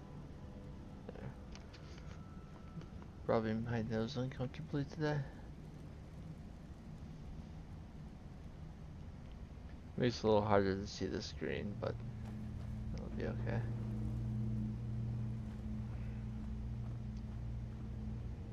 I ordered new contacts, but they haven't come in yet. To think, no one's been here in 4,000 years. There's some scrap metal around, but I'm not going to worry about any of that.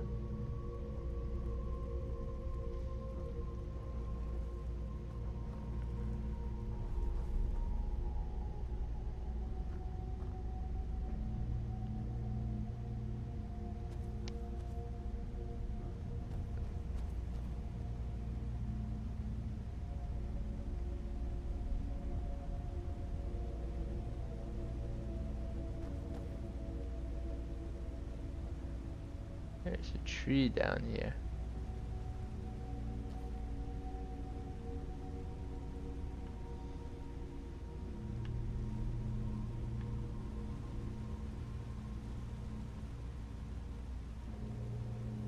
Door's shut tight.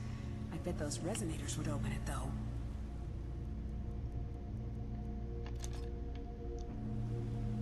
You're not wrong. If you need it, there's a dwarven bow over here, and some dwarven arrows tucked under that bench. With at least a few of them.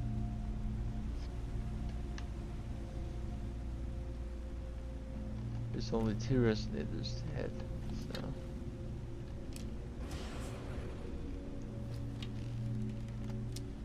I accidentally used dwarven arrows for those, because I happen to end up with some. That's my bad.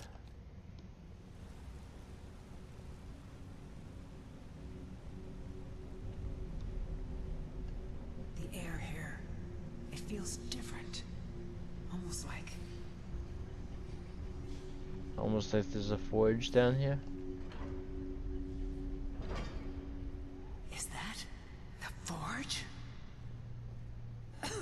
Let's clear out the steam so we can take a look. So there are 2 valves down here.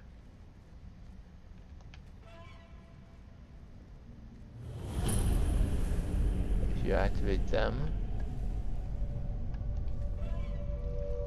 the steam will be clear.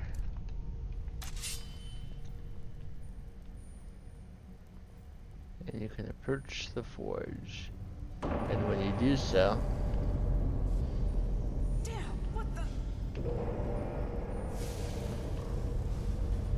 Guardians of the Forge.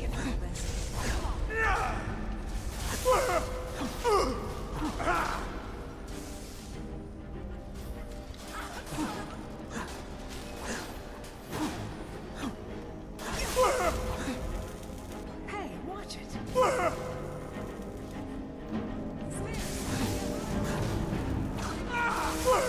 Now there are spheres here too.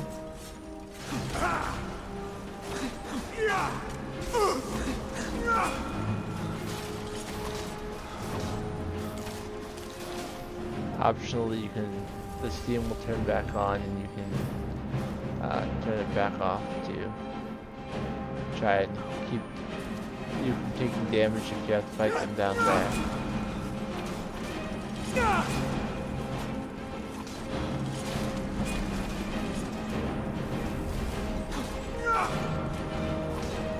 Please give me all the light armor levels so that I can max out my armor rating with glass instead of needing to wait until I have a dragon to do it.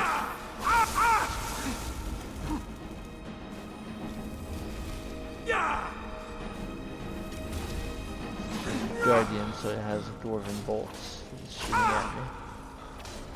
Alright. That's most of them.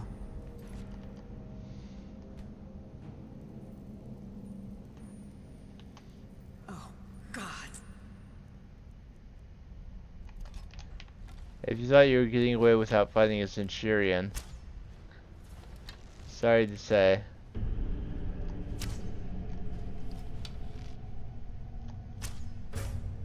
The Forge Master. Of course, he doesn't see me. Take him out before I take any damage. I almost can't believe it. We did it. We actually did it.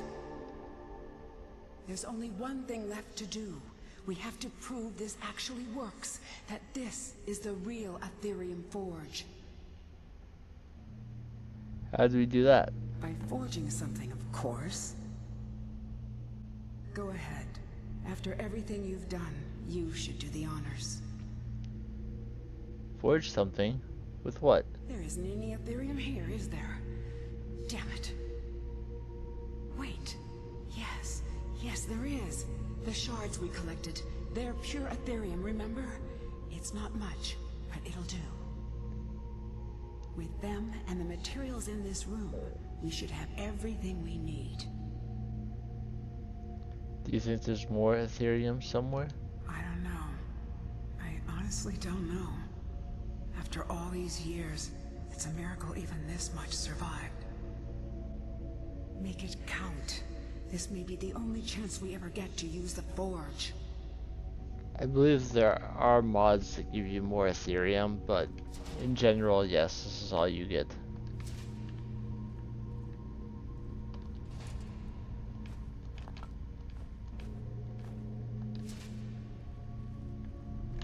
So there's now dead constructs all over the place.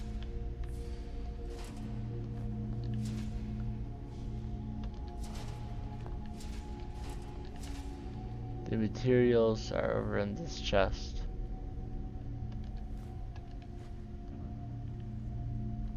There's a few things just sitting out.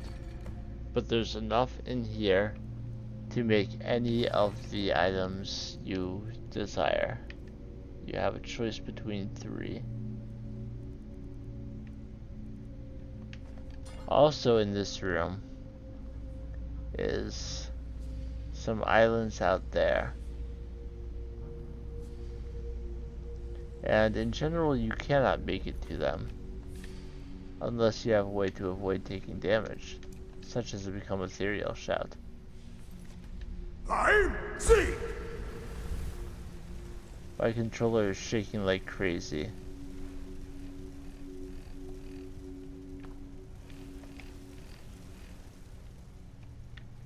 There's a chest back here.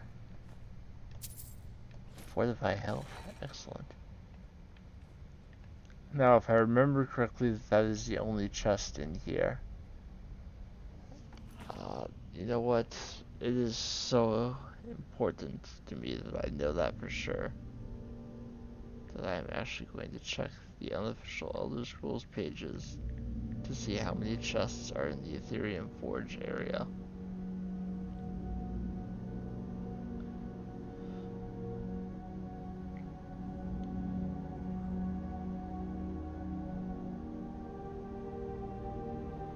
There are 2 silver ore veins down here.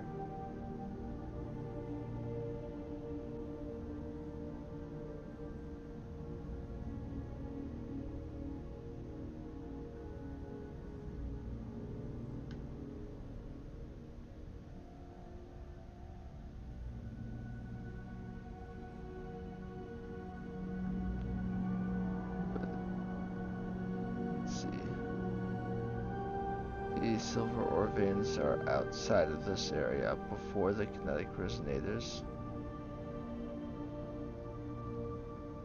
If I had enough health, fire resistance, or they become ethereal or whirlwind sprint, you can reach 3 additional areas featuring loot across the lava.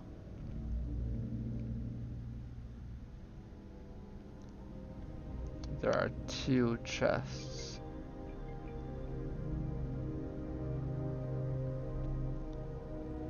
There are chests through each area. So there are additional chests. Not just this one. I'm Zeke!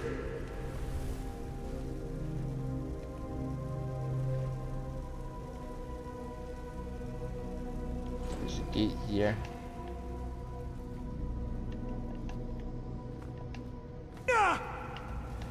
Oh, darn it!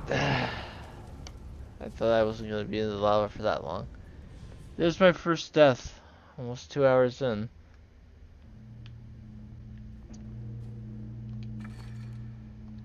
Well, I did save. I'm Zeke! I'll be more careful about it this time.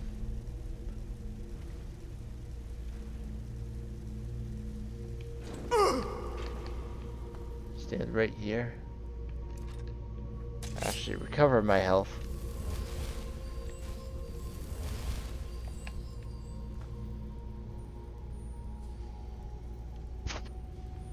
Sorry for bumping the microphone there. Fine.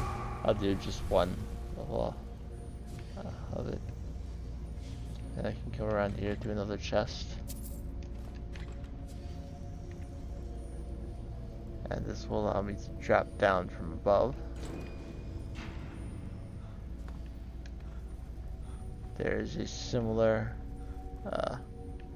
loop around on the other side.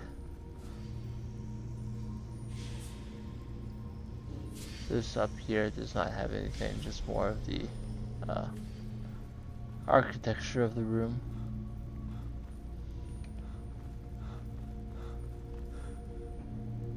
The same is true on this side. But you can see up there, there's a spot to drop down. I will save again.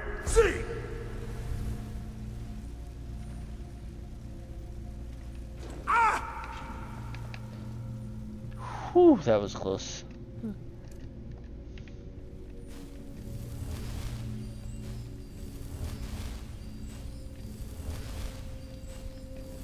Alright. waiting for the shout to recharge. I'm Z! And come across. There's my other chest with all sorts of delicious things inside. Plus some more metal. And like the other side, it loops around. Those are the chests in here. So, to actually complete the quest, I need to forge something. So, I have 3 options here at the Ethereum Forge. I will start from the bottom. You can make the Ethereal Staff. It summons a Dwarven Spider or Sphere for 60 seconds wherever the caster is pointing. I believe it is random between the two, which one you get each time you cast. You can make the Ethereal Shield. Enemies struck by the shield become ethereal for 15 seconds, making them unable to attack or be attacked. Or you can make the Ethereal Crown. Retains the last standing stone ability you held, granting you its effects in addition to those of your current stone. So the Ethereal Staff is basically an additional conjuration that you can do to get some help from Dwarven constructs. The shield can be very helpful for, you know, turning something ethereal if you need a moment to gather yourself in combat. You cannot attack them, but you can also not be attacked by them. So it can give you a second to catch your bearings. Or if you're fighting many enemies at once, striking them can, you know, help thin the herd a little bit to give you a better chance of fighting against all of them. The Ethereal Crown has a lot of potential uses. A lot of the standing stones can only be used once per day. If that is the stone attached to the Ethereal Crown, simply unequipping and re-equipping the crown will allow you to use that stone again. So for example, if you're using the Tower Stone, which allows you to unlock a expert level lock or lower once per day, you could just unequip and re-equip the crown and unlock another chest. If you're using the Ritual Stone, you could use the power to get a new, raise all the people around you as your undead army, and then when they fall down at the end of the effect, unequip and re-equip and immediately raise them all again. There is another use to the Ethereal Crown, and it's the reason why it is usually the one I take. The Lover's Stone, which was in my Explorer's Guide to Skyrim that I read at the end of the last stream, mentioned a stone near Markarth above Kolskager Mine. That is the location of the Lover's Stone. The Lover's Stone gives you 15% faster growth in all skills. Less than the 20% of a Guardian Stone, but it's for all skills. The drawback to that is if you have the Lover's Stone, you do not get any rested bonuses. Neither the regular for 5%, the well rested for 10%, or the Lover's Comfort 15% that you get if you sleep with a spouse. But if the Lover's Stone is what you have on the Ethereal Crown, you can sleep, get that resting bonus, then equip the crown and have both the resting bonus and the 15% from the Lover's Stone, which is helpful when you're power leveling enchanting or alchemy or smithing, which I do also very much. Therefore, despite the cost of flawless sapphires, dwarven metal ingot, and gold ingot, I will be crafting the Ethereal Crown. Beautiful.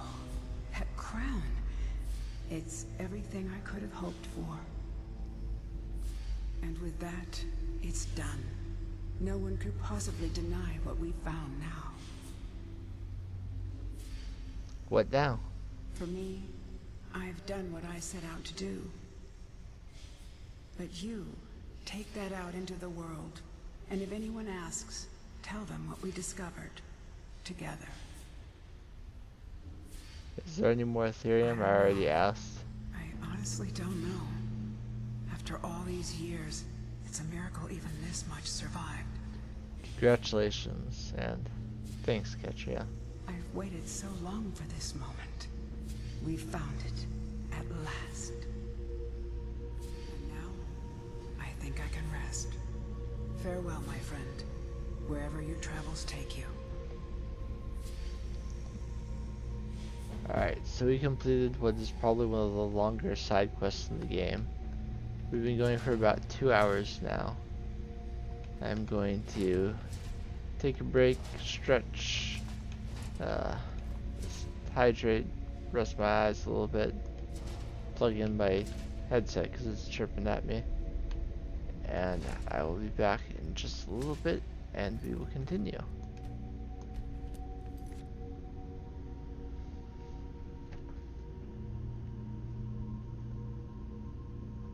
I hear ya.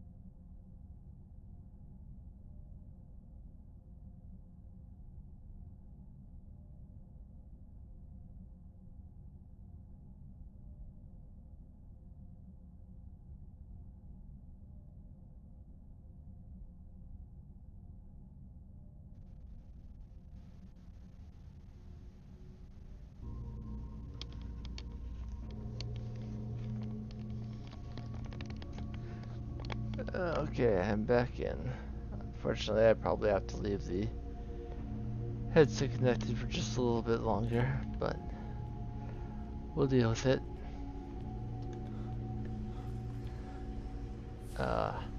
I'm aware that a number of my viewers are not in the same time zone as me. It is 4:10 p.m. here, but I know for several people it is up to 8 hours later. So if you are one of those people, Happy New Year.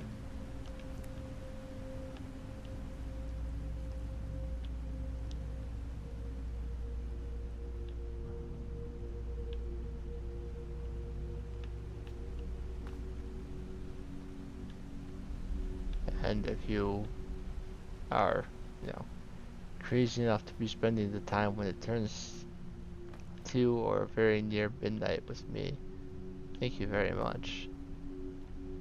That is very sweet of you. So I'm trying to find the silver ore veins that I did not grab on the way in.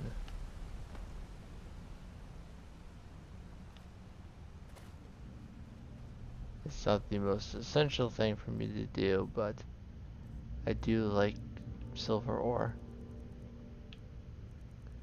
Let me pull a torch back out so I have a little bit better view of my surroundings.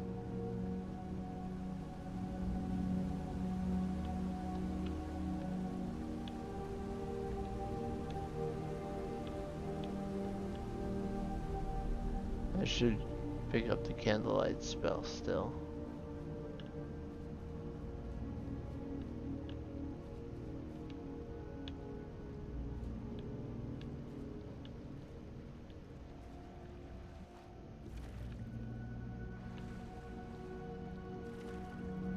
Going into the water while holding a torch will not extinguish it as soon as you're,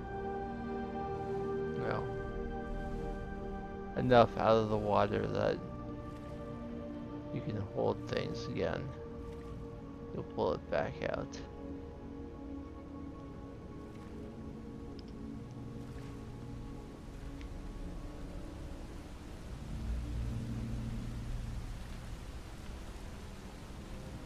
There is a chest behind the waterfall because this is a video game after all.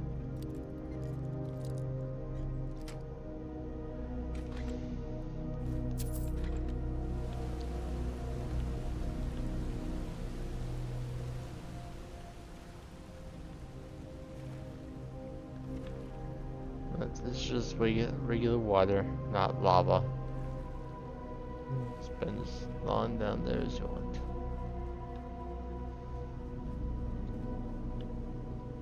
But I am still struggling with finding any silver ore.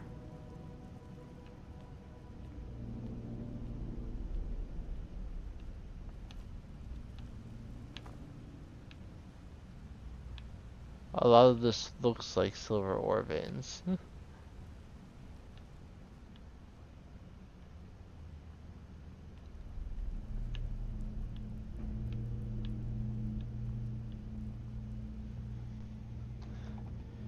Give me just a moment because I want to show this to you. I don't want to leave without having shown things.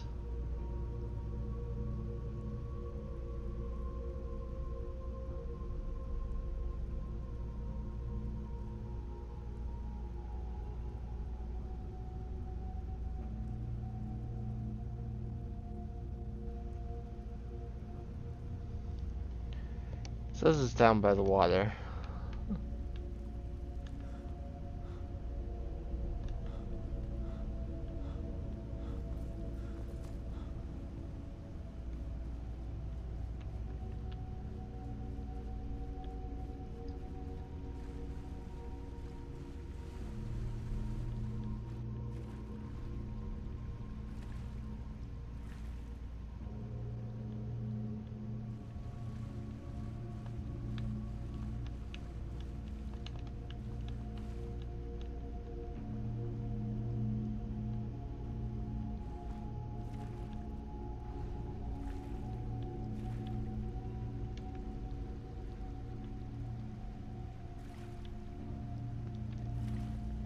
And now I think it's just poorly written because it says before.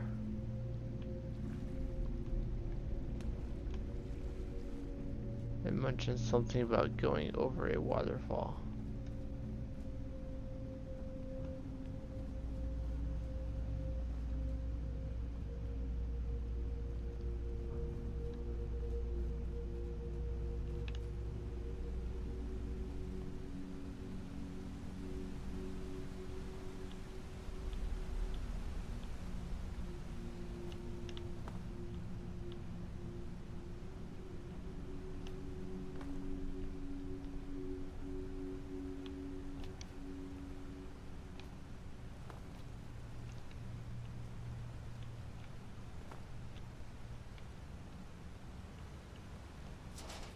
Dwarven spider worker.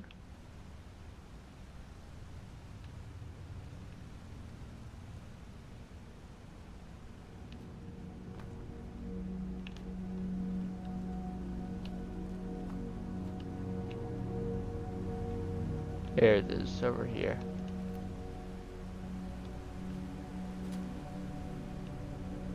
I can come around from that section. And here, at long last, is the silver ore vein I've been looking for.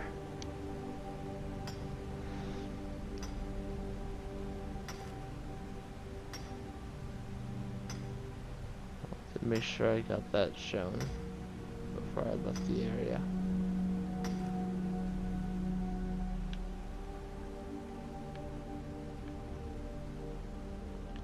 There are in fact two, but my torch got put away when I started mining.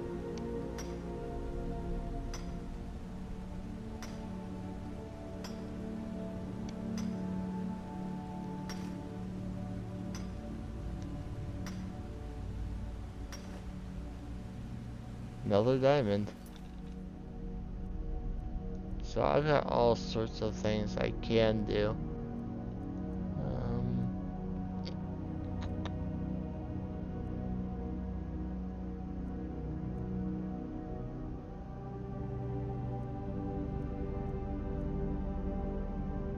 I'm going to visit the Shrine of Azura, I think.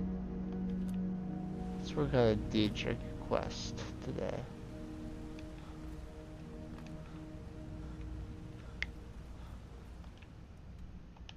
I have discovered the Shrine of Azura, but I did not actually talk to the priestess there, which is why I was still able to get the rumor to check it. So I'll make my way out of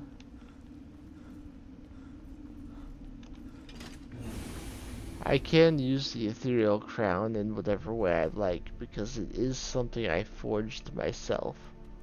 So it is within the parameters of my rule set.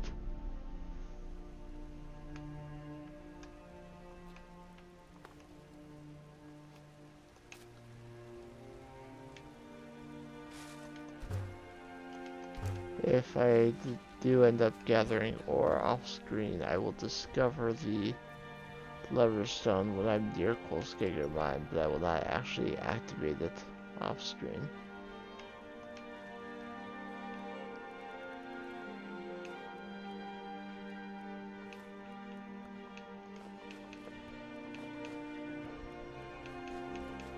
And any materials you did not use when crafting something at the forge, you get to keep for yourself. Such as that refined malachite.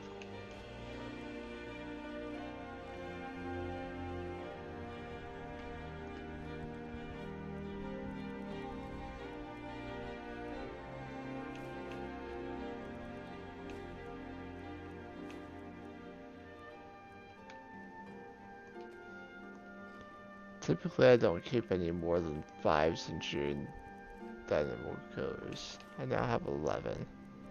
Get a kind of collection built up. Without any good reason to be doing so.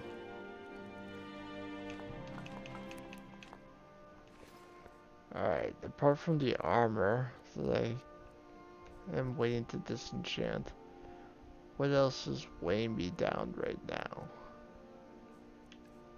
I see a few candidates for that,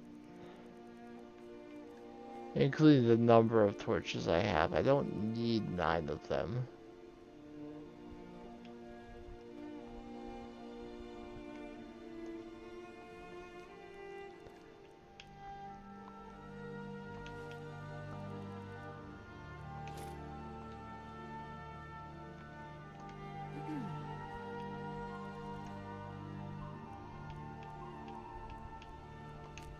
I can put that away now. I can put that away now.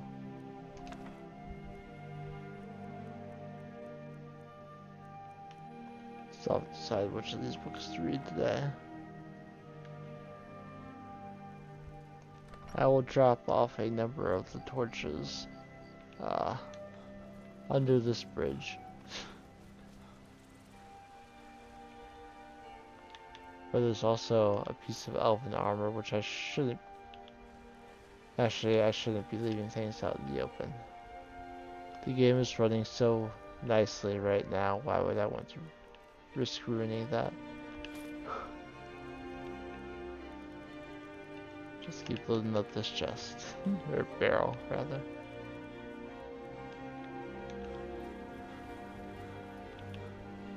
Fancy yourself an alchemist, hmm? Hey, you brew potions, right? Can you mix me a nail? Guard duty.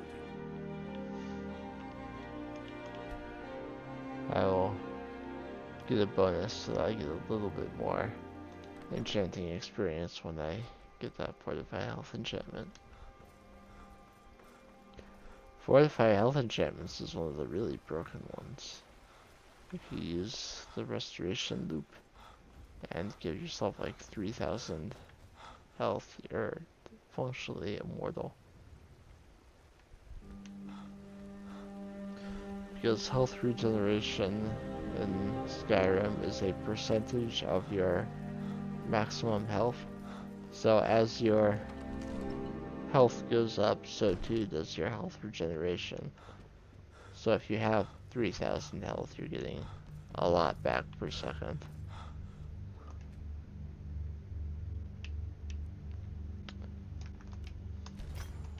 Fortify Health enchantment. I didn't even get a enchanting level from that.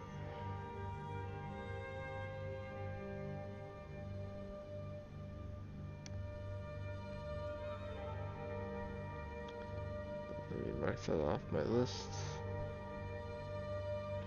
Also, since I already got this open, that sneak book that I found. Alright. So I'm done with my cleanup here. It is time to go meet the Priestess of Azura and begin the path to making her hate me.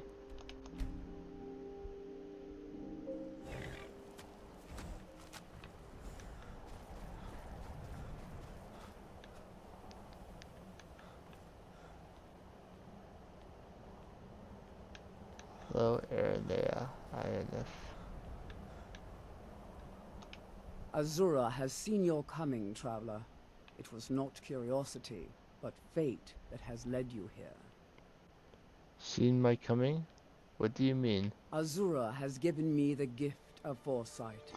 I had a vision of you walking up the steps to this altar, long before you were born.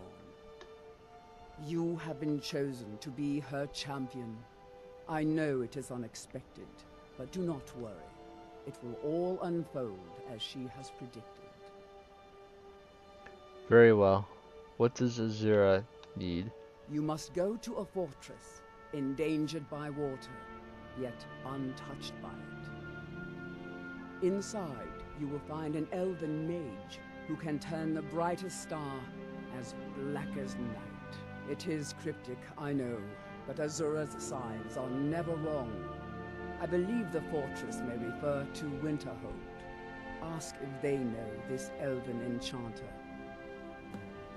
I'd like to know more about Azura. She is the goddess of dawn and dusk. Azura sees into the twilight of the future and guides her followers through it. Where did the shrine come from? My people, the Dunmer, built it. We fled from Morrowind after Vardenfell erupted, almost 200 years ago. Those of us who were faithful to Azura were given a vision that led us away from the island before the worst came. This shrine is our thanks to her, that none will forget that she watches over us all. Are you all alone here? Yes, there were others at first, but Azura's visions tested everyone's faith. One by one, they left, afraid to know their own future. But I refuse to abandon the shrine. The visions are a gift. Azura warns me of tragedy, war, death, before it happens. I won't leave her guidance. Twilight, guide your path. So she said she believes the fortress in her vision refers to Winterhold.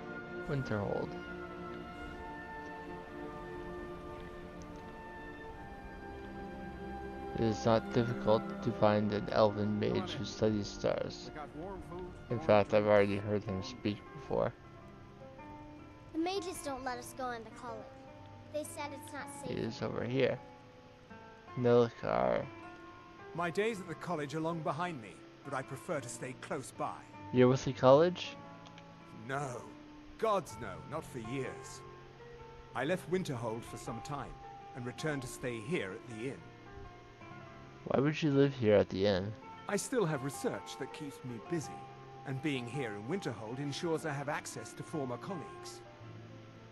I'm looking for an elven mage who studies stars. Who sent you? Was it the college? The Jarl? Hello, Anthony. We agreed there would be no more questions. A priestess of Azura sent me. Azura? Gods, it's all finally coming back to haunt me. What do you know about soul gems? They're for enchanting, correct? They are, except the gem is always consumed.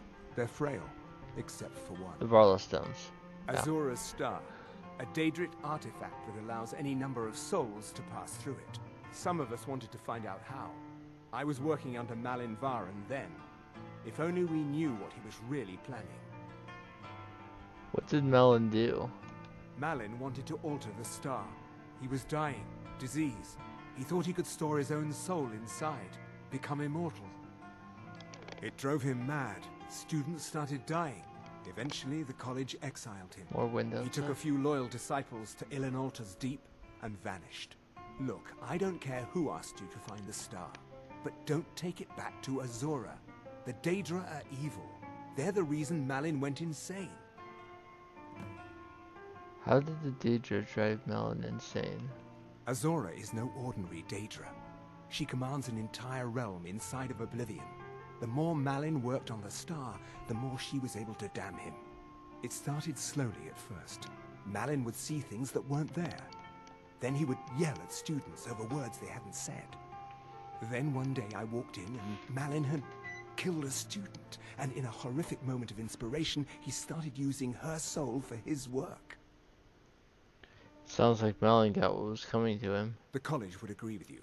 But do you have any idea how many innocent lives were cut short, just so Azura could have revenge? We're nothing to the Daedra. Pawns to move around, praise and punish as they see fit.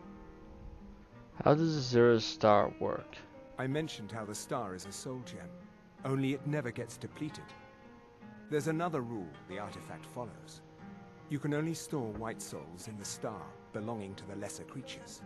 Azura's magic won't allow black souls to enter it. As a mortal, Malin's soul was black, so part of his work was breaking past Azura's rules. He was close before. Well, I already told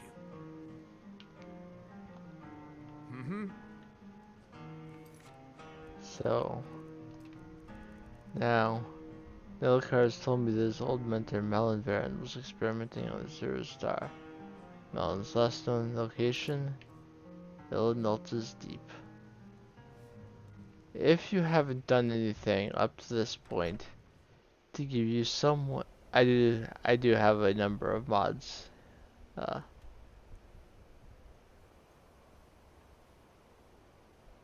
need to make a list of them. If you have not done anything up to this point to give you some level of magic resistance, you may want to do that before coming in here.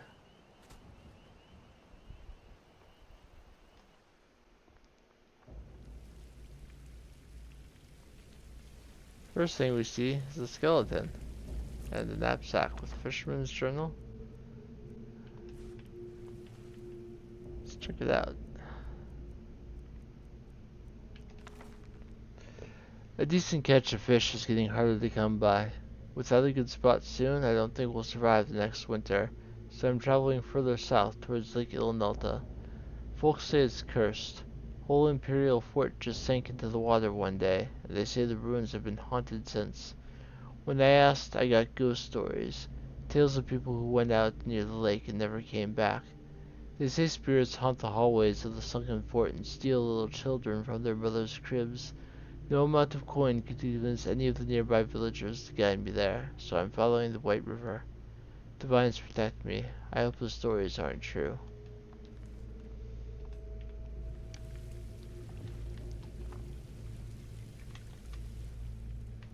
Wouldn't be much of a Daedra quest if there wasn't some spook factor.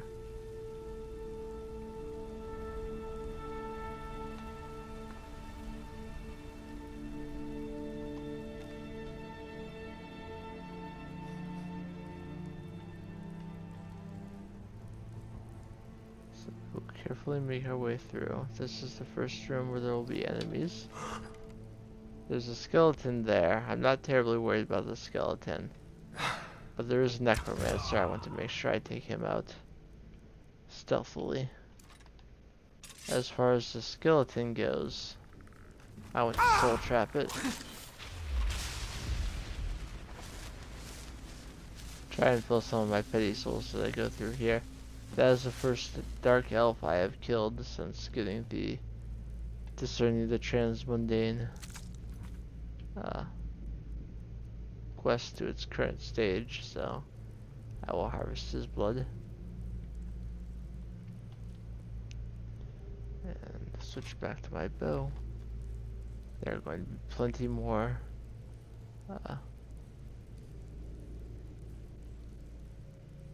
more necromancers as I move forward.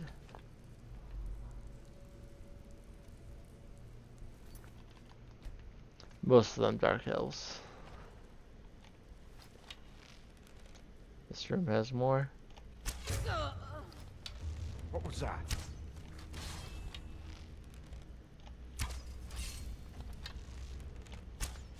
Obviously, I want to take them out relatively quickly so that they don't, raise their comrades.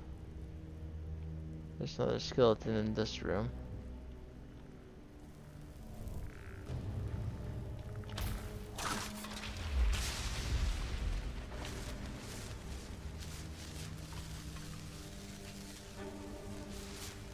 Always looking for more charred skeever hides and garlic.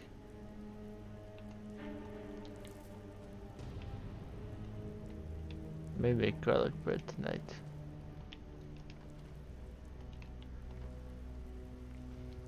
I know it's New Year's Eve, but I'm making lasagna for dinner tonight once I'm done with the stream. Which may not be, expected New Year's Eve dinner, but it's tasty.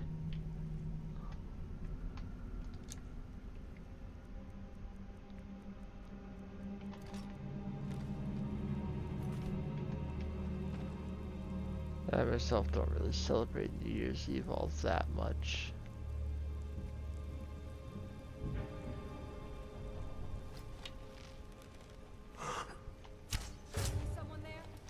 There's a necromage here that is healing themselves.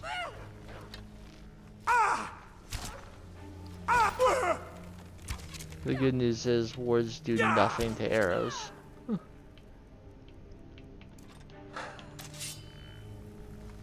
Another skeleton. finally getting some of these petty soul gems filled. It's been a while. And I'm at a level where a lot of the things I'm fighting are lesser, so when I'm getting these regular skeletons here, I want to take advantage of it as much as I can. It's just right here. And with Necromage. My arrow's back. There's some troll fat there. Anything good in the cupboard? Probably not. Some gold. Alright, so there's a section underwater here. And this is one of my favorite underwater sections in the entire game. Because of the humor. You come over here, you can check the dresser, check the chest. But if you look up, there's a alteration skill book. The book called Breathing Water.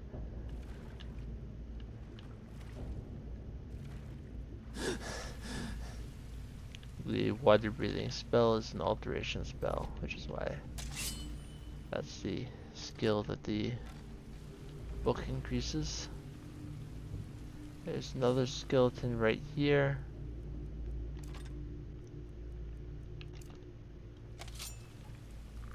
Soul trap it.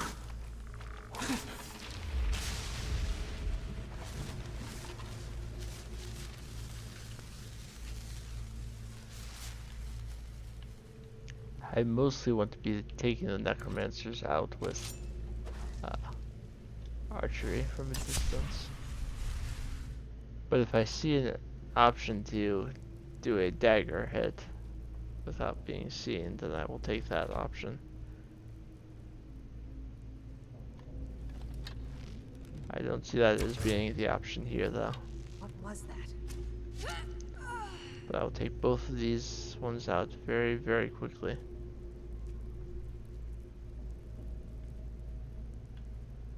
As I'm muffled and have sneak skill of 90, I should be able to get into this room without being detected, where there's more enemies.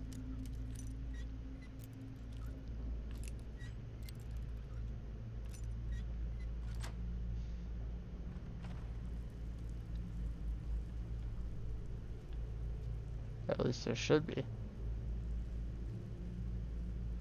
I thought there was one sleeping in here.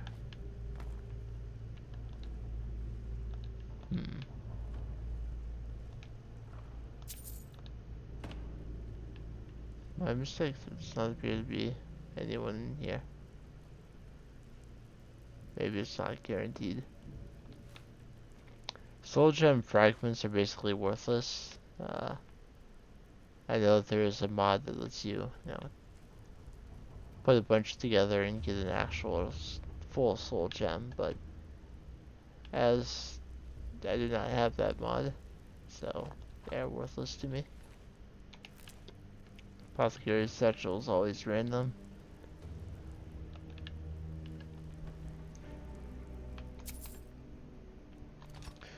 One of the stronger necromancers in this dungeon is in the next room. If you want the Ethereum Wars quest, a copy of the book was right there. But I just completed that quest, so I'm not worried about the skeletons. I am worried about the Arch Necromancer across the way.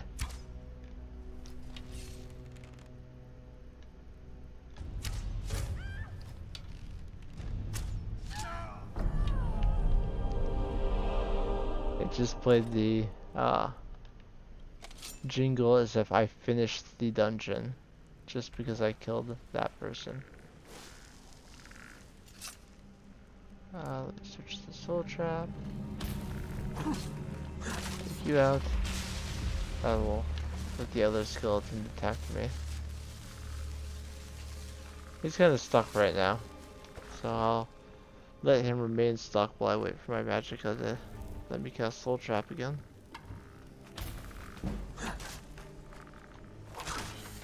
Sorry about that, buddy. Arch Necromancer had a grand soul gem on them. Staff of fireballs, so I'm happy I didn't have to deal with all that. There's a boss chest. Hey, I finally learned candlelight. Been saying I should buy it for ages. I already know frostbite. Full chain there. That gives you the bridge. There's also a locked door underwater here.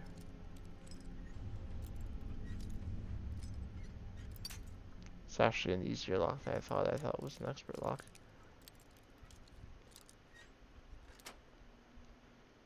There's also a chest behind the door that's already unlocked. Some potions, some gold, coin purse. Nothing game changing, but no. May as well grab it. There's a bandit outlaw that the necromancer raised. Turned to ash when I killed them. I said I would consider that necromancer to be one of the stronger ones there, but they are not the last enemy of the dungeon, and there are still some strong ones left.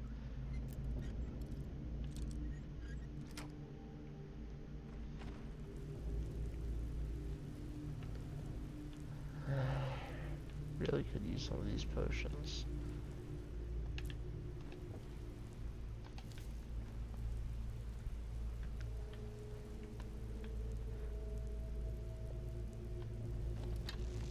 I'm also going to need to make more arrows when I'm done here.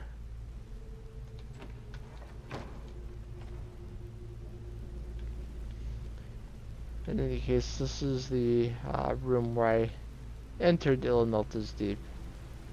If you jump down there, you'd be on your way out. But there is more than one section to Illinulta's Deep. We are now entering Illinulta's Deluge. More souls are needed for the star.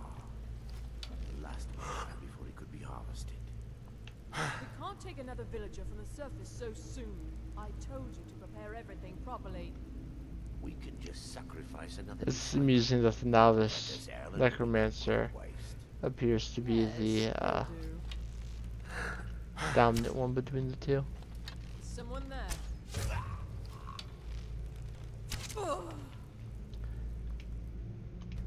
Oh, did you get a high elf? Wait, I'm already done. I have all the blood. Cool. Well, then it looks like I can complete 2 Daedra quests today. And there'll be one in the chair.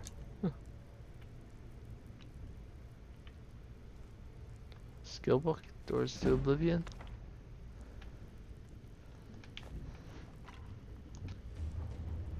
I really should have a follower with me for all these skill books I'm picking up, but it's okay.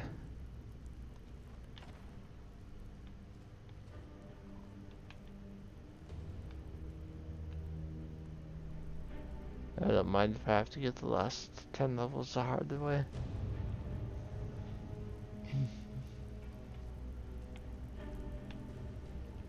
Another chest here.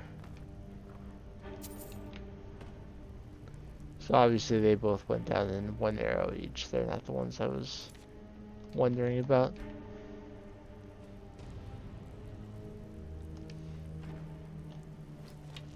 There's a necromancer in this hallway. A stronger one.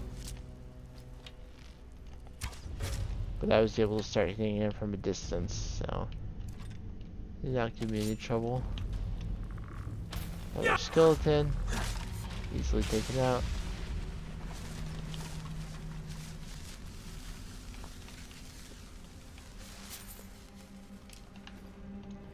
Staff of Ice Storms would have been worrying. There's not much in these cages, but they are locked. And you know, I've never wanted to turn away lockpicking experience.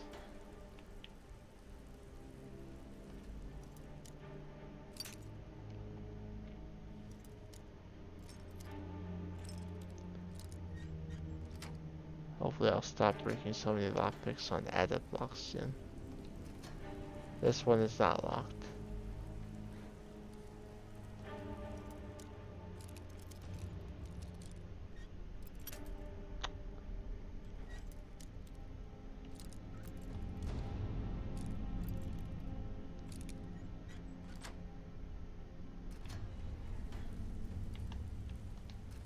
2 more. Another unlocked one.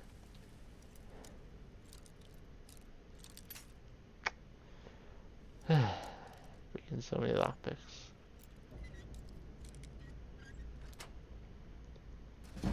My lockpicking did reach level 69. Nice. I've got 10 arrows left. And this is the last main guy. Another master necromancer. With plenty of enemies in the room to raise. But with him dead, there's basically no remaining concern. A couple more skeletons. I will take them out quickly enough. Hello Jazzy, welcome back.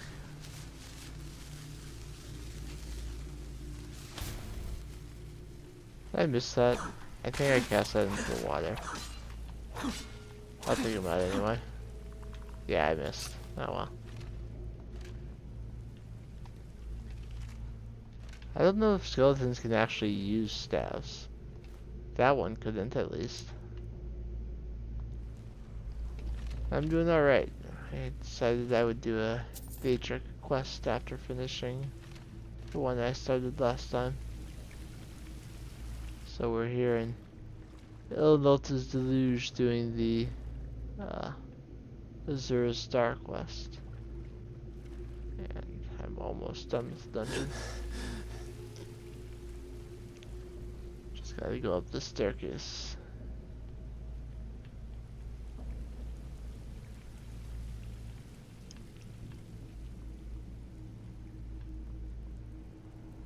So, here's Malinverin. He's dead.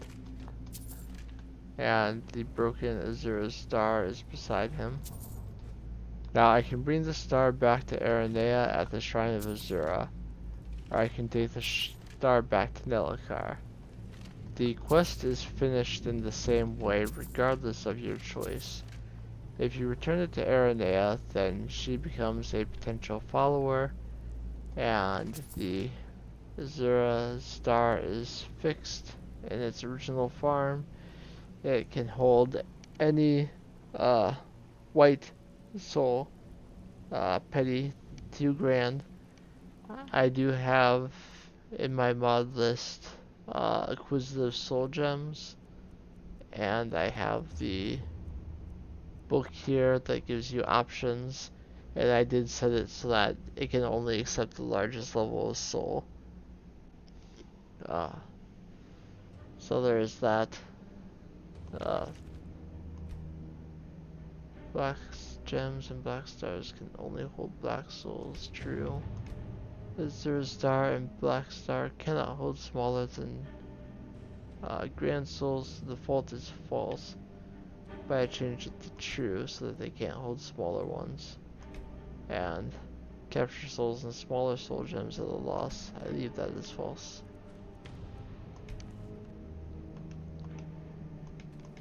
If you take the star back to Nelacar instead of Aranea, you will never want to return to Aranea because she will attack you on sight for defying Azura. But you will be able to put black souls in the black star, which is arguably a better reward. There's also Malinverin's grimoire. Let's take a look at this. The Black Star, an achievement of magic over Daedra by Malinverin Master Enchanter. Though some scoffed, some scorned at the very notion of experimenting on a Daedric artifact, I have succeeded where the ignorant and superstitious would not even dare to try. The Black Star, my achievement over the Daedric Lord Azura, a re-envisioning, a remastering of the ultimate soul gem. It shall become the vessel of my immortality, final proof that mortals can live as indefinitely as the denizens of oblivion. The visions, the voices that Azura has sent to taunt me. While some called me mad, I knew the truth. Nothing can be held sacred in the pursuit of advancing the very nature of magic itself. Let the Daedra send their foul images into my mind.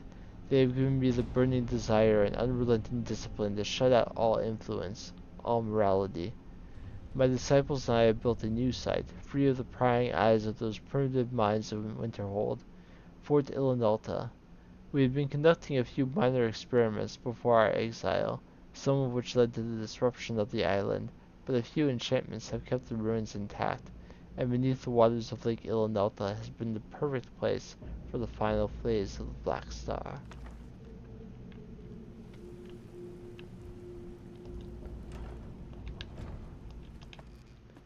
If I exit, it puts me on a higher level above the area.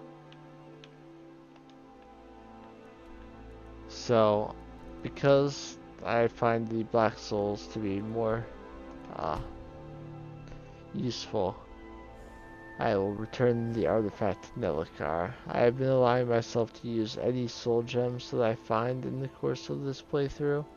I do not feel like Zero Star / Black Star should be an exception to that rule. Just stoke the fire. Take a seat and get the coal down. So Nelikar's right here. I'll drop a save. Stendar's mercy. You found it. Azora's star. Maybe this is my chance to make things right. I can finish Malin's work, the way we had meant to before his madness. It would mean cutting the star off from Azora. Only Black Souls would be able to enter it once we finished. Let's do it. Give me a minute to examine the star. I'll see what we'll need to do. These fissures and cracks aren't encouraging. Malin obviously was growing more desperate once he left the college. I'll take it back to his little working area to examine it properly. He's not going to do it in the middle of the end.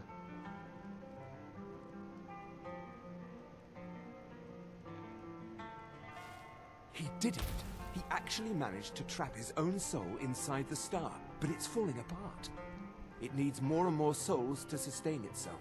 The star is being used to sustain Malin's soul. I can't fix it while that fragment of him is inside. So we need to deal with Malin somehow. Precisely. But it's not as simple as enchanting Malin away. He's put up barriers. Souls are only allowed in, not out. If we were to somehow send a soul I just don't check Discord very often. One that was ready to overpower Malin from the inside. I don't like where this is going. I could soul trap you, place you inside the star, then bring you back once Malin has been dealt with. I understand if you need some time to prepare. Let me know when you're ready. What do I do once I'm inside? Malin's soul should be in the star. Theoretically, purging him will be just like killing a ghost anywhere else. I'll have a magical tether to your soul while you're inside. Once you're done, it'll be as simple as pulling you back into your body. What's to keep me from ending up like Malin? Malin's soul is beyond hope because his body is dead. But I'll be keeping you just slightly alive on this end. But be careful. If you die inside the star, your soul will be disrupted. There's nothing anyone can do for you if that happens. I'll drop another save, so if I do die in this fight, I don't have to go through that I told you what you wanted talking to know. again. What else could you want? I'm ready to enter the star. Okay, stand very still. This might sting. First, I'll need to grab hold of your soul. Now, take a deep breath. Where are you going? You're supposed to watch me. My disciples have sent me a fresh soul. Good. I was getting hungry. Why? There's something different about you. You can't escape your fate, Malin. And who are you to challenge me? I have conquered mortality itself. I've spat in the eyes of the Daedric Lords. This is my realm now. I've sacrificed too much to let you take it from me. So if it was just Malin alone, this wouldn't be terribly difficult. But he does have some help.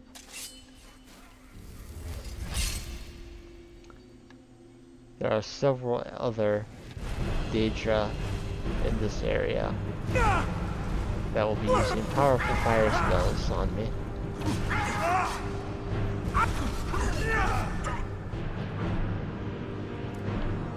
Move and heal myself some. I want to kill them all because Daedra hearts are a very valuable alchemical ingredient. I'm going to use my level up. I will do that and get all of my health back. Take out another one. And heal a little bit. No! Ah! I tried to pause to use the one health potion I had, but I failed. I told you what. That's why I saved just before Stand going very inside. Still. This might sting. My day. First, I'll need to grab hold of your soul. Now, take a deep breath. Ah, my disciples have sent me a fresh soul. Good. I was getting... I can show you the other dialogue option now. Why? There's something different about you. This experiment of yours is over. And who are you to challenge me? I have conquered mortality. This is my realm now. He says the same thing. But my realm. I won't let you sure, you take can ask. from me.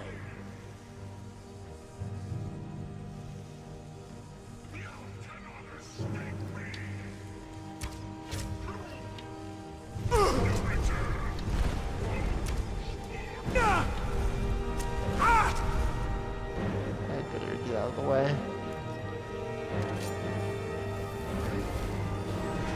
Back up before he finishes me off.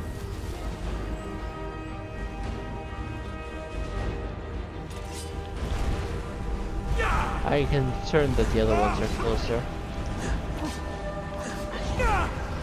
Back up. In fact, I'm gonna crouch here. Use one more in hopes they don't come all the way up here. Or that if they do, I'm hidden by the time they get over here.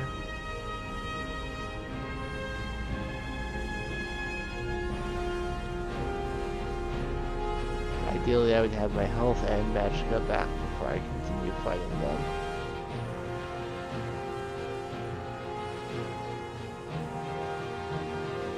If nothing else, get a sneak attack or two. My health is almost completely back. My magicka is about halfway up.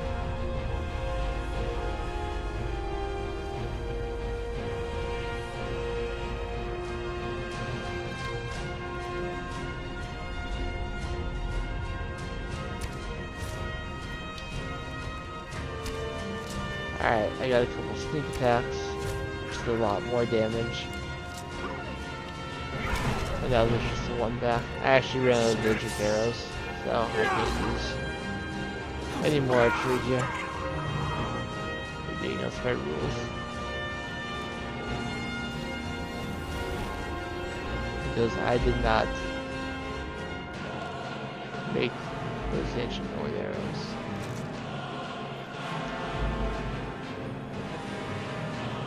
I will benefit, however, from the Daedra hearts. So now it's just Melon himself.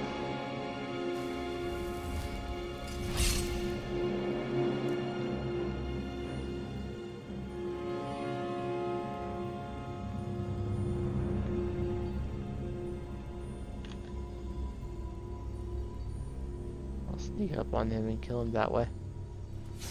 What was that? What's up? Malin's enchantments are broken. Hold on. I'm going to pull your soul out of there. Brace yourself. And with Malin dead, you can see the star turning black. Come on in. Let me know if you need anything, or take a seat by the fire and I'll send someone over. I'm by his bed now. Easy there. The numbness will pass. Just don't strain yourself. We've done it. The star has been cut off from Azora, and Malin's soul finally has some measure of peace, even if it is non-existence. What do we do with it now? Now, you could use it for what we meant it for, using black souls for enchanting. The black star will never decay, but it can no longer hold the white souls of lesser creatures. It's okay. You keep it. I'd sooner finally put this chapter of my life behind me. Congratulations. You've changed the fate of a Daedric artifact and lived. So the black star has been added to my inventory. I can use it to trap a black soul, use it for enchanting or recharging, and then fill it again. As long as I keep finding people to kill. While going through Ilinalta's Deep, I got the rest of the blood I need. So we're going to complete a second Daedric quest in one stream. How very exciting. This will also allow me to complete something else I've been wanting to do. Ah! Ow. Didn't think I pulled the whole way.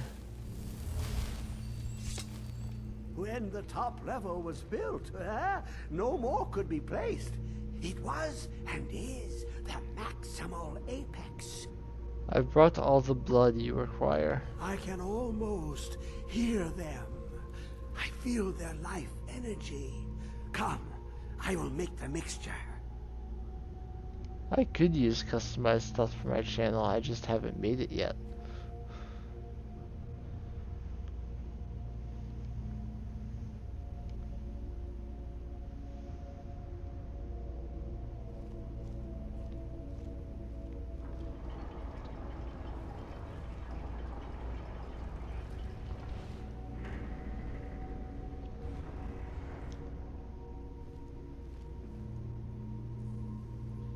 This is your experiment. You go in first.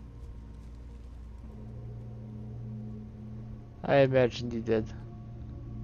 Most people who messaged me in the stream to ask me to add them on Discord do. It's just a book.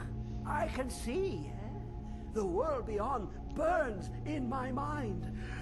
It's marvelous. So that's the Agma Infinium. And seeing this is done, I can take his stuff and the book. And I hope you're comfortable because it's time for Hermaeus Mora to talk again. So slow. Come, my champion. What now? Now, you have my Agma Infinium. It contains the knowledge of the ages, as revealed to Xarxes, my loyal servant. For hundreds of years, it's been shut away from the world. Septimus was a useful tool for unleashing it. Now, it is in your hands. Let us work wonders together.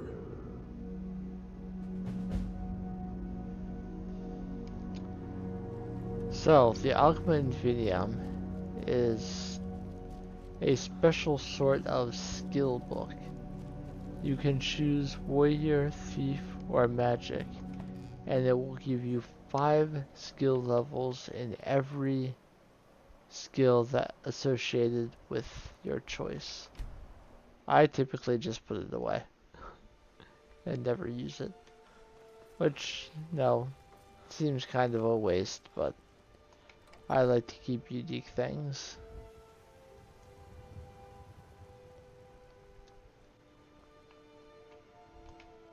So I've got some inventory management to do. I did not mark breathing water or Doors of Oblivion on my little list here. So let me do that so I don't lose track of what I've done and haven't. It's possible that the subject of a stream at some point will be picking up the skill books I don't have yet.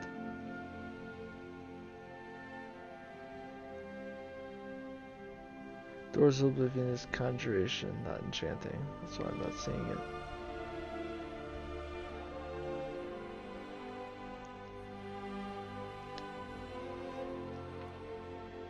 Okay, let me put those other skill books away. Doors of Oblivion. Put my ingredients away, as I have been. I did not take the fire salts in Septimus Cygnus' outpost, and I meant to. But even without them, I do have 10 now. I can complete the quest I've been waiting for. I filled several soul gems while doing that quest. Plus found some that were already filled as well. I may have to stop streaming soon. The lasagna I'm making tonight takes a while. And I don't want to lose complete track of time. The Ruined Lexicon and Essence Extractor I got off of Septimus's body, but I have no use for them.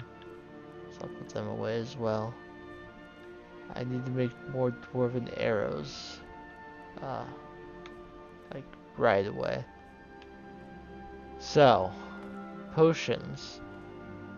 If there's a potion that is unique and I don't want to use or cannot use because of my rule set, I use that barrel under the stairs for them. That's my first instance of one of those, so that's how I handle those. I think that's everything I want to put away for now. I will do a quick 1 hour rest as I do every time I'm leaving this house, and head over to Riften, which is where I need the 10 fire salts. The blacksmith of Riften wants fire salts.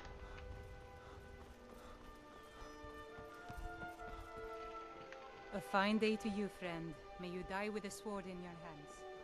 Working at the Riften fishery is tough, but it puts some coin in my pocket. Arnscar Embermast. Bellman is not out here right now. I'll wait a few hours.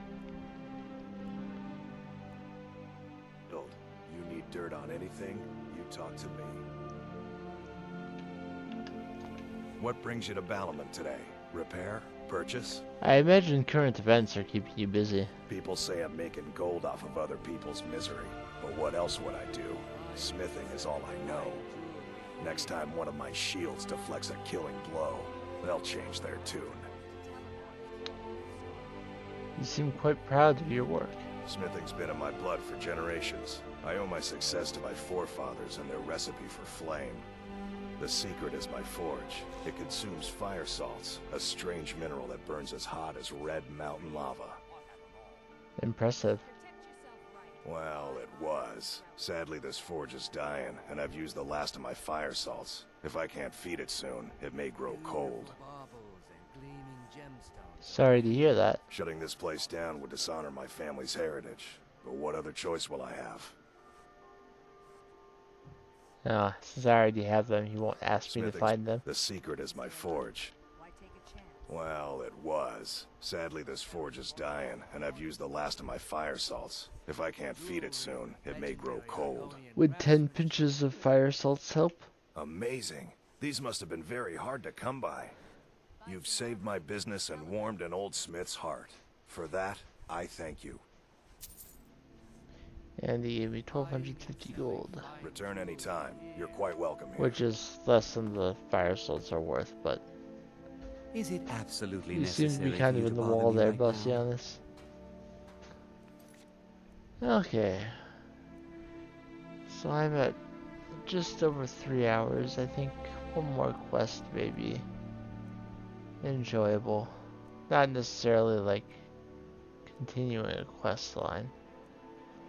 Let's start the fishing. I don't particularly enjoy the fishing, so getting it started would make me feel better. So I need to talk to two separate people regarding this. Tidings. The first is Varia, right here. Waiting. The insufferable waiting. What's wrong? Here, I want you to have this. Don't ask, just take it. And she gives you a bounty for a juvenile mud crab.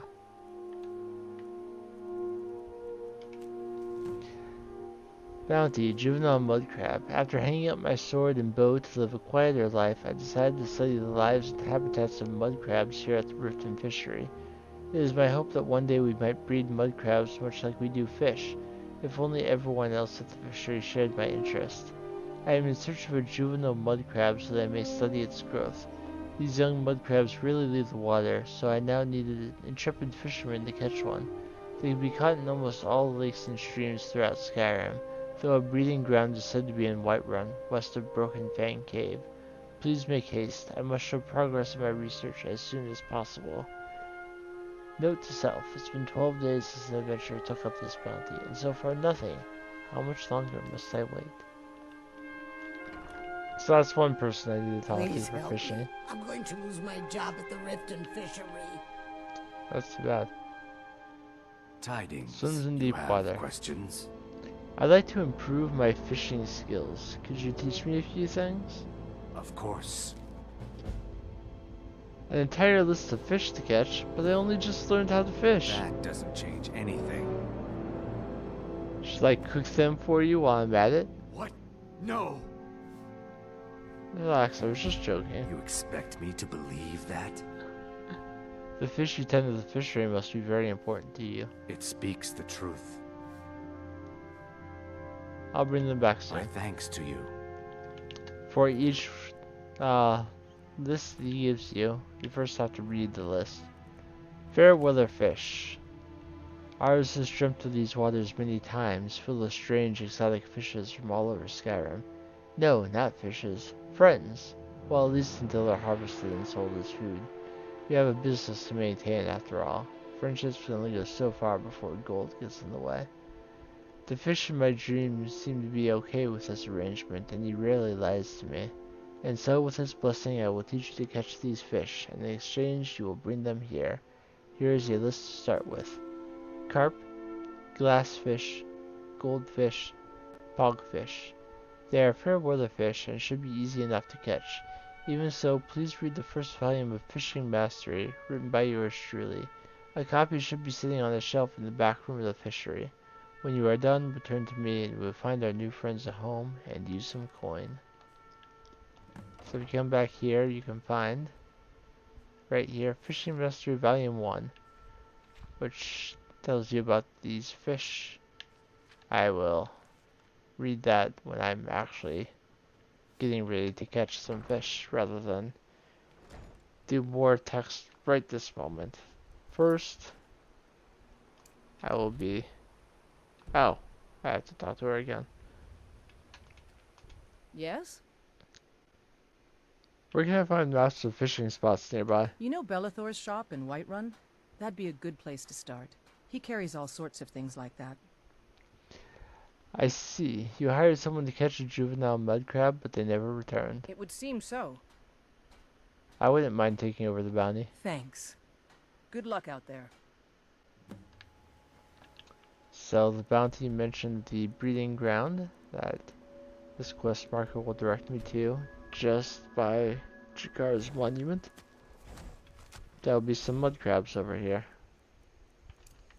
Also chop the ones that I fight and grab the juvenile one.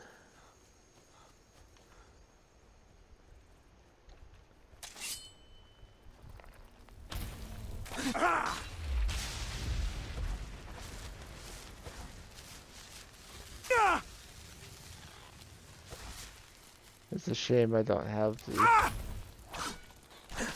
magic of the soul trap multiple at a time. I can only cast it once before I have to wait for things to return. And grab a little extra crab meat. Oh, there's 2 more at least. If not more hidden.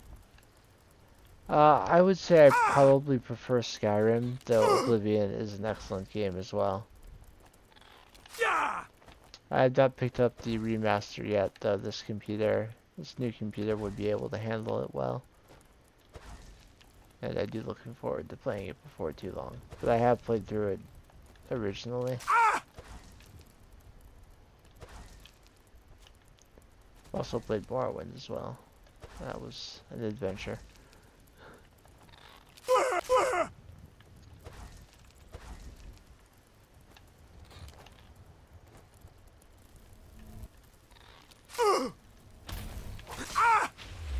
I don't miss.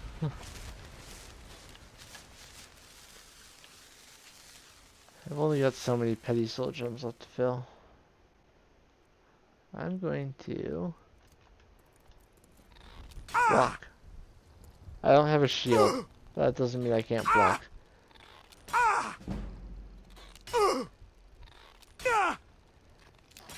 It's not like I've done much work with my block.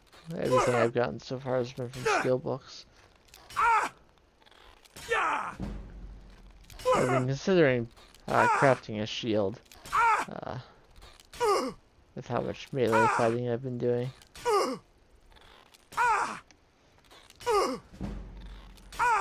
I'll let this mud crab give me a few levels in block and armor.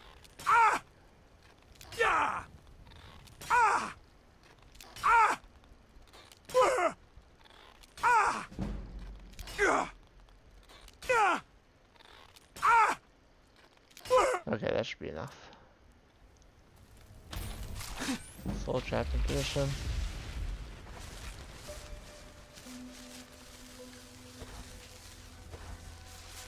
And the juvenile mud crab is just right here. I can take it.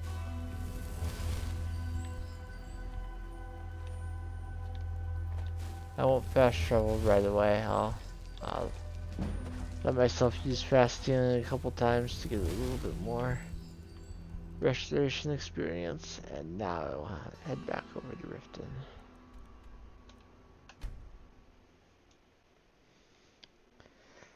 The fishing creation added the fast travel point to the Riften docks.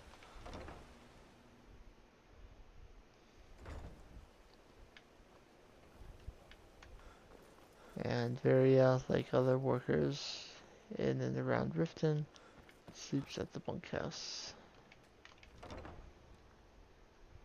You lost?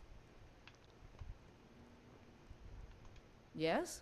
I managed to find a juvenile mud crab for you to study. Here you go. Thanks. Couldn't have done that without you. I'm grateful for your efforts. Here, She take gives this. me a little bit of gold and a key for the Riften fishery. Know if anyone needed fishing work around Skyrim? You're headed to Falkreath. It's all in this note. All right then. She will give you various bounties for specific fish to catch for people. Is it absolute? The next one is bounty glassfish. A single glassfish is needed for a potion that a client has requested.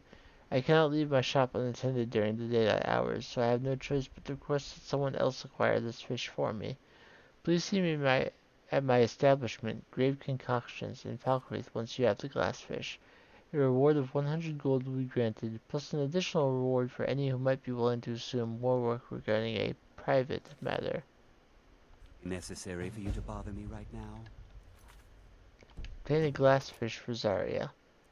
It is possible, and I will check, that I already have a glassfish somewhere. I'm not sure off the top of my head. Some fish are food, some are alchemical ingredients.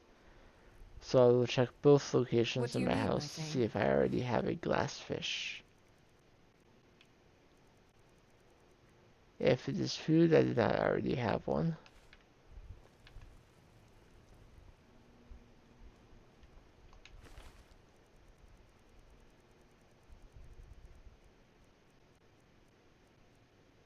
And I do not have one either way.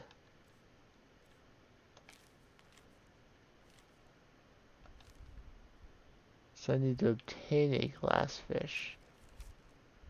I don't think it's one of the... It is one of the Fairbrother fish that I need to catch for this first area. So let's look at Fishing Mastery Volume 1.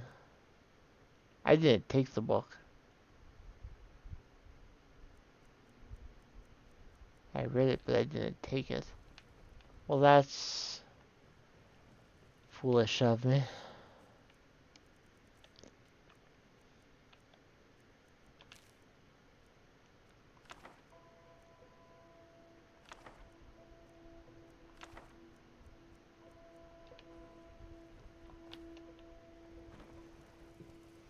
Of course I want to take all the books I can. It would be a dream to build a library in one of my houses and put every book in the game in there. Excluding like notes and journals. Back again? What is it this I time? usually put those in a different location. Tidings. Fortunately, Need something. even if it's locked like it is at night, I received the fishery key from Varia, so I can come in anytime. Okay, so I need to find a glassfish both for Zarya and Falkreath, and for swims in deep waters. The glassfish can be caught in temperate lakes. It is small in size, common. Glassfish are a common fish one can see through like a window. They are not so different than us on the inside. The best time to catch them is on a clear day, but if you are lucky you can catch them on a rainy day as well. While their natural habitats are deep subterranean waterways, glassfish can be caught in the open waters of warm, clear lakes when they swim above ground for spawning.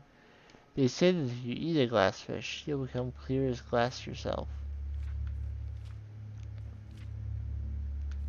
The beginning, it says that the places one can catch these fish are too numerous to mention here, but an excellent way to begin one's fishing journey is to start by casting your line right off the docks near the Riften fishery into Lake Honridge. Once you've had your fill of lake fish, head west to try your hand at fishing them from the river that runs alongside Iverstead, and your journey at Villamer Inn with aching arms and a full belly. So it does say temperate lakes, so Lake Honridge, right outside the Riften fishery, should be a good place to catch them. So to do fishing in this game, you need to find a fishing rod, you need to equip the fishing rod, and use the fishing supplies. Or you can dive into the water and see if you can find all the fish you need that way. But I should at least show off how the fishing works in this game. While fishing, press activate to reel in your line. Reeling when there is a strong pull on your line will reel in your catch. Ripples on the surface when casting your line are from nearby fish. If the water is calm when you cast your line, there are no more fish to catch here. Fish will return in a day's time. So, they'll nibble a couple times.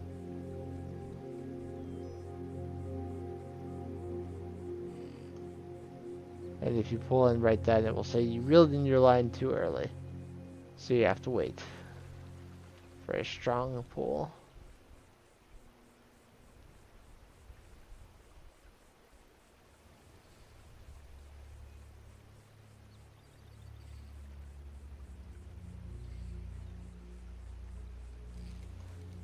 And if you push A then, you will reel in your catch. I got another juvenile mud crab. If they're in the water here, why did Varia need someone else to catch one for her?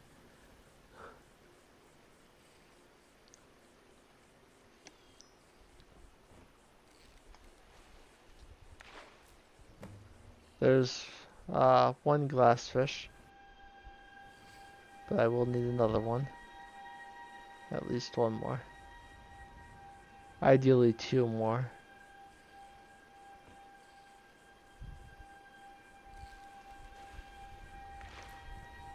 There's the BC and longfin. I'll fish here until the fish that are available from this fishing spot are gone.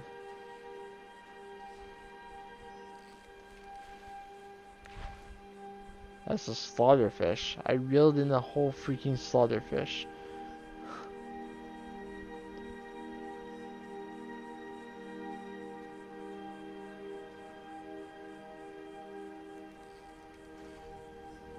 If you get a pole that doesn't have the ripples around it, it means it's trash. You can see that there are no more ripples when I catch, so all the fish I'm going to get there. A whole slaughterfish is considered food. You can cook it, of course. So only got the one glass fish for now. I'm waiting. I'm actually going to save and drop it real quick. I might cheat, so that's why I'm checking this. I'm going to open the console and click on it.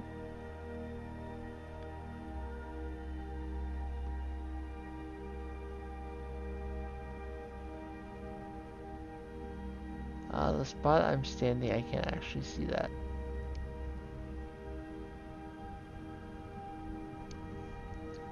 Base ID is EE. Let me move it to a spot that's a little bit different.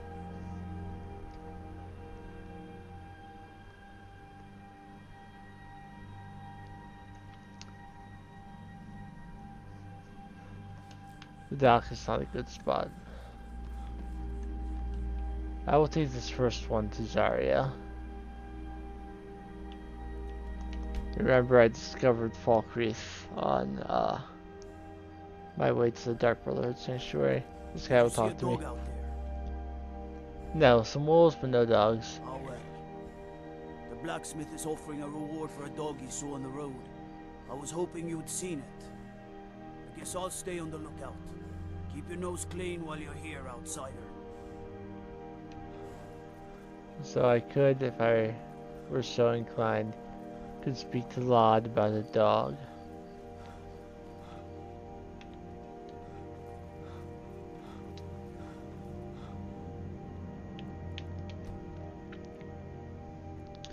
Need to wait until Grave Concoctions is open.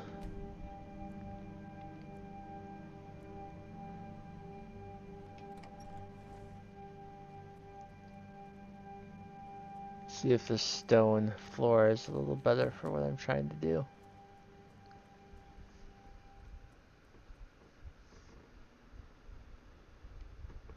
Not really.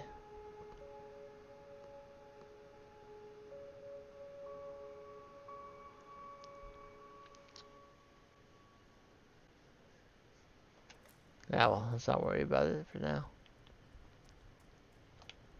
Someone new? Perhaps someone looking for me to mix something up for them? There aren't many red guards in Skyrim. What brought you here? Well, my family back in Hammerfell didn't approve of my interest in lethal poisons and death in general, so I left and wandered north. When I found this town, with its huge cemetery, I felt right at home. I opened the shop, and I've never looked back. This is where I belong.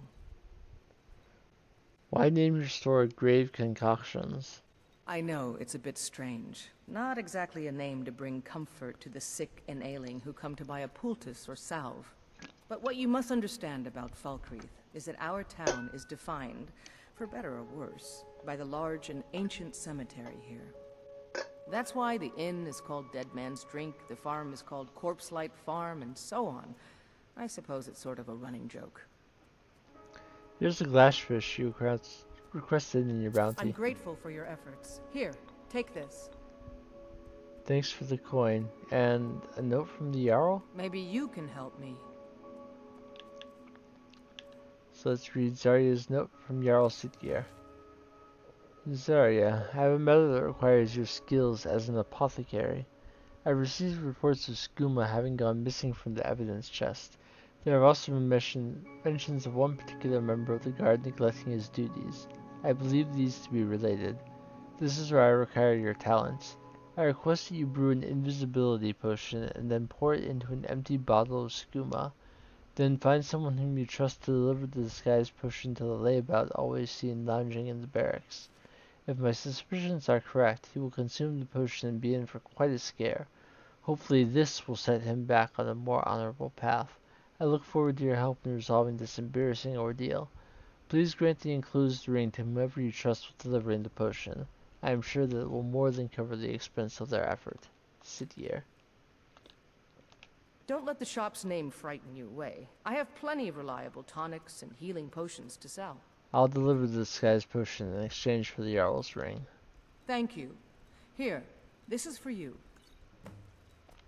I'll return when the deed is done. Hopefully he learns his lesson. Good luck out there.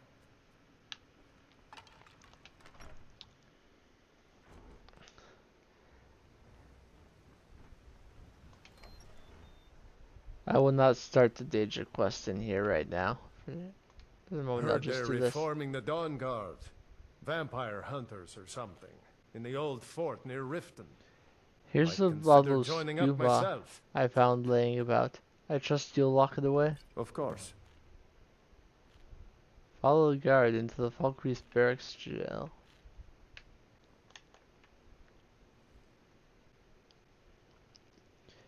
I also could have just straight up accused him.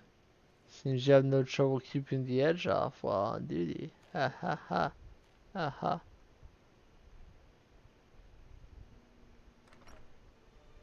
Always wait for them to go through the door first.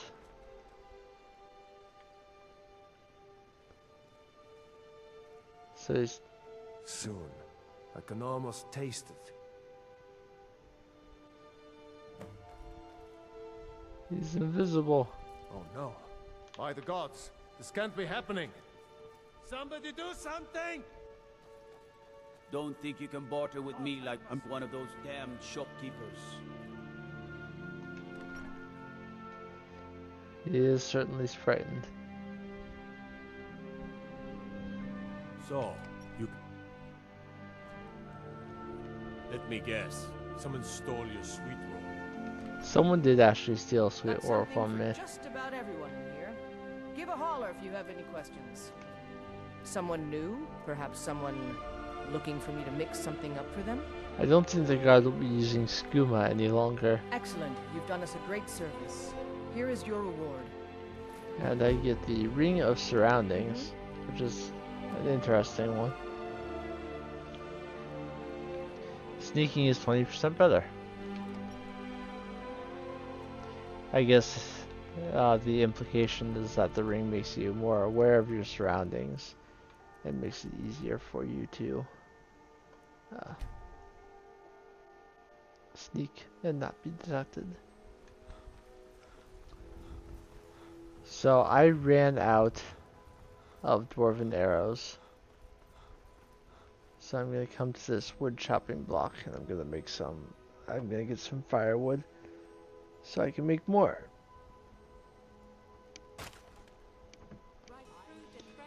But we've been going for almost 3.5 hours. I am going to end the stream fairly soon.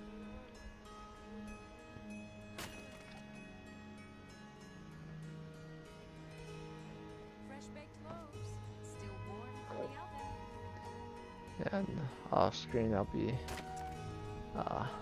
getting some more ore in, from my usual places, adding a couple places to my map so that I can go there on the next stream.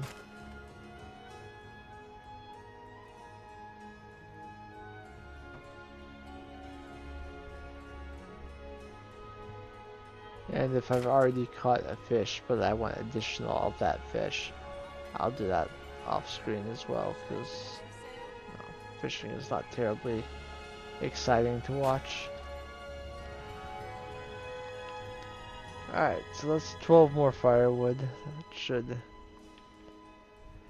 combined with some dwarven metal ingot, that will give me plenty of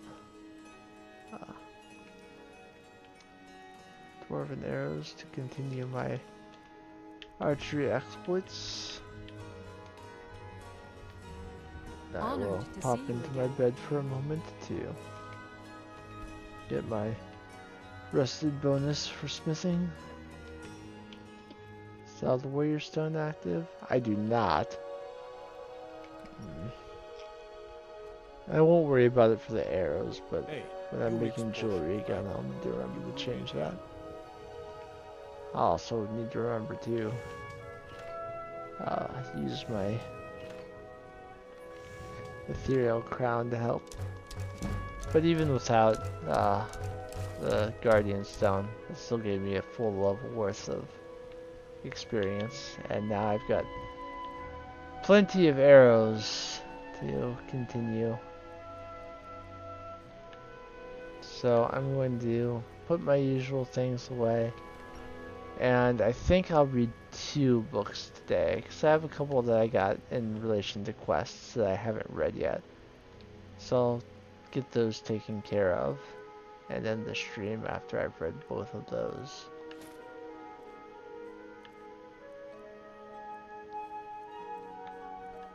Unfortunately, now that I'm fishing, that's another 3 carry weight at all times. I'll need to adjust my expectations to account for that.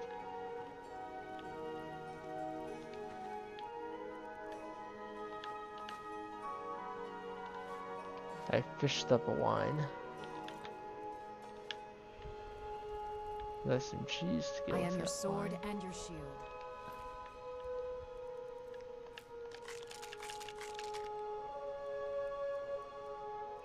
And I guess the glassfish bounty, it doesn't weigh anything, but I still like to try and keep my things. Oh, since I haven't returned yet, I can't get rid of it. Yes, I want to read both. I can do the note though, I think.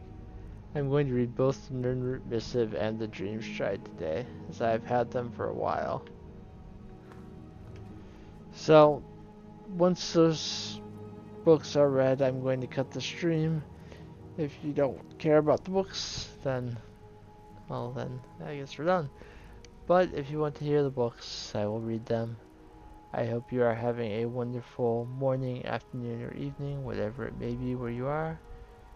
If you're here at the stream, thank you. If you're watching the archive later on YouTube, thank you as well. And I will start with the Dream Stride. The Mysterious Alchemists of Vermina. For over 1,000 years, the priests of Vermina have been masters of the art of alchemy. The complexity and potency of their mixtures are nothing short of legendary.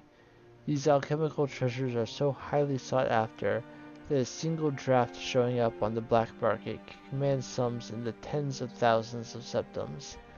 Of the numerous potions that have surfaced to date, Vermina's torpor is perhaps the most impressive. A single sip of this viscous liquid places the imbiber in a state known as the Dream Stride. This condition allows the subject to experience the dreams of another as if they were actually there. The subject becomes an integral part of the dream, behaving as if they belong. To any other entities in this dream state, the subject will be mistaken for the dreamer. The subject will even find his mannerisms, speech patterns, and knowledge expanded appropriately. To an observer, after the subject has imbibed the potion, they will appear to vanish. As the subject traverses distances within the dream, they will also be traversing distances in the actual world. When the torpor's effect has expired, the subject will fade back into reality in the exact location projected within the Dream Stride.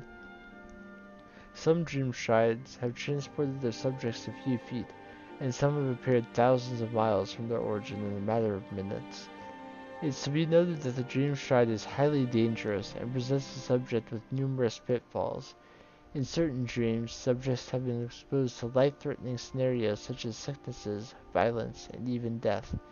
In most cases, the subject simply fades back to our world without harm, but in some instances, the subject never reappeared and was assumed to have expired, or the subject reappeared deceased. It is also quite possible that the subject could reappear in a precarious or hazardous location in reality, even though that location appeared safe within the Dream Stride. Vermina's torpor is as mysterious and elusive as the priests that created it. It's unknown whether this unique transport mechanism is a result of the torpor itself, or simply the odd machinations of Vermina, but the potential for using the Dream Stride to penetrate seemingly impassable obstacles certainly outweighs its mysterious nature. And now the Nirnroot Missive, Revised Edition by Sindarian. The following is a transcript of the speech given by Master Alchemist Sindarian at the Alchemical Symposium on Rain's Hand of 4th Era 02. It is a revised version of an earlier missive Sindarian gave to the same group several years before.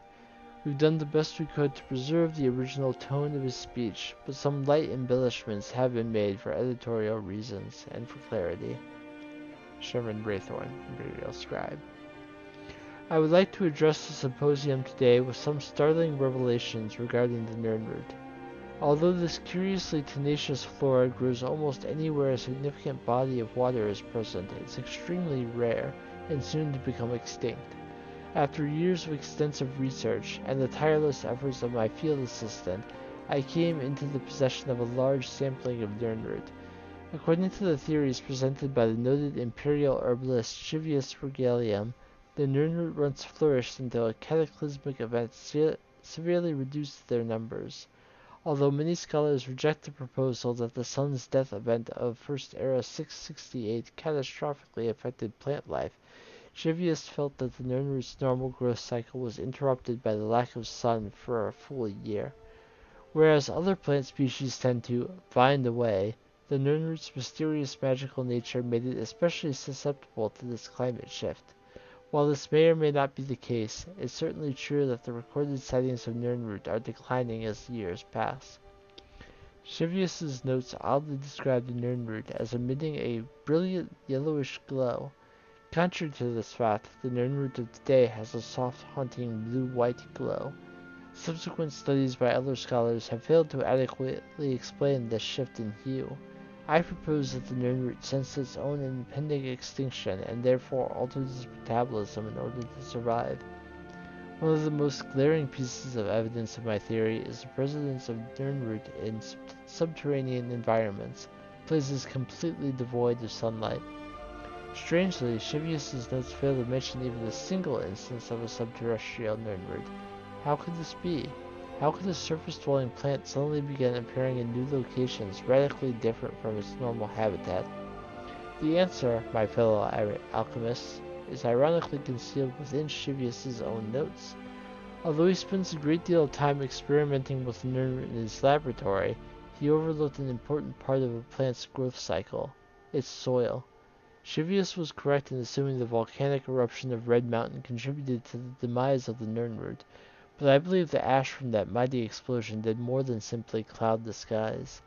When mixed with the fertile soil of Cyrodiil, this fine powder is the true cause of the Nirnroot's astounding metamorphosis. Although little volcanic ash from that dark time remains, I have performed tests on samples sent to me from Vardenfell. Careful scrutiny of the samples revealed that they were rife with ash salt, a highly magical substance. The Umber native to the Vardenfell region were known to have used ash salt as an ingredient to cure the blight, an awful disease which decimated their realm hundreds of years ago. This unique property of the ash salt, coupled with the Nirnroot's inherent magic, caused radical change. In essence, the root healed itself. In summation, it's clear that the Nirnroot was dying and used a byproduct of its destructor to preserve itself. I feel the Nirnroot has accomplished in a relatively short amount of time what it would take other species thousands of years to complete. Whether you subscribe to my theory or not, one thing is certain: the Nirnroot is on the path to destruction. It contains untapped potential to create potions the likes of which have never been seen in our day. I propose to you today that we divert a small portion of our funds to an expedition to collect some of these roots to study. I have outlined this proposal for your perusal after this section of the symposium. Please seriously consider this proposal before it becomes too late, and the Nirnroot becomes nothing but a memory. Thank you for your time.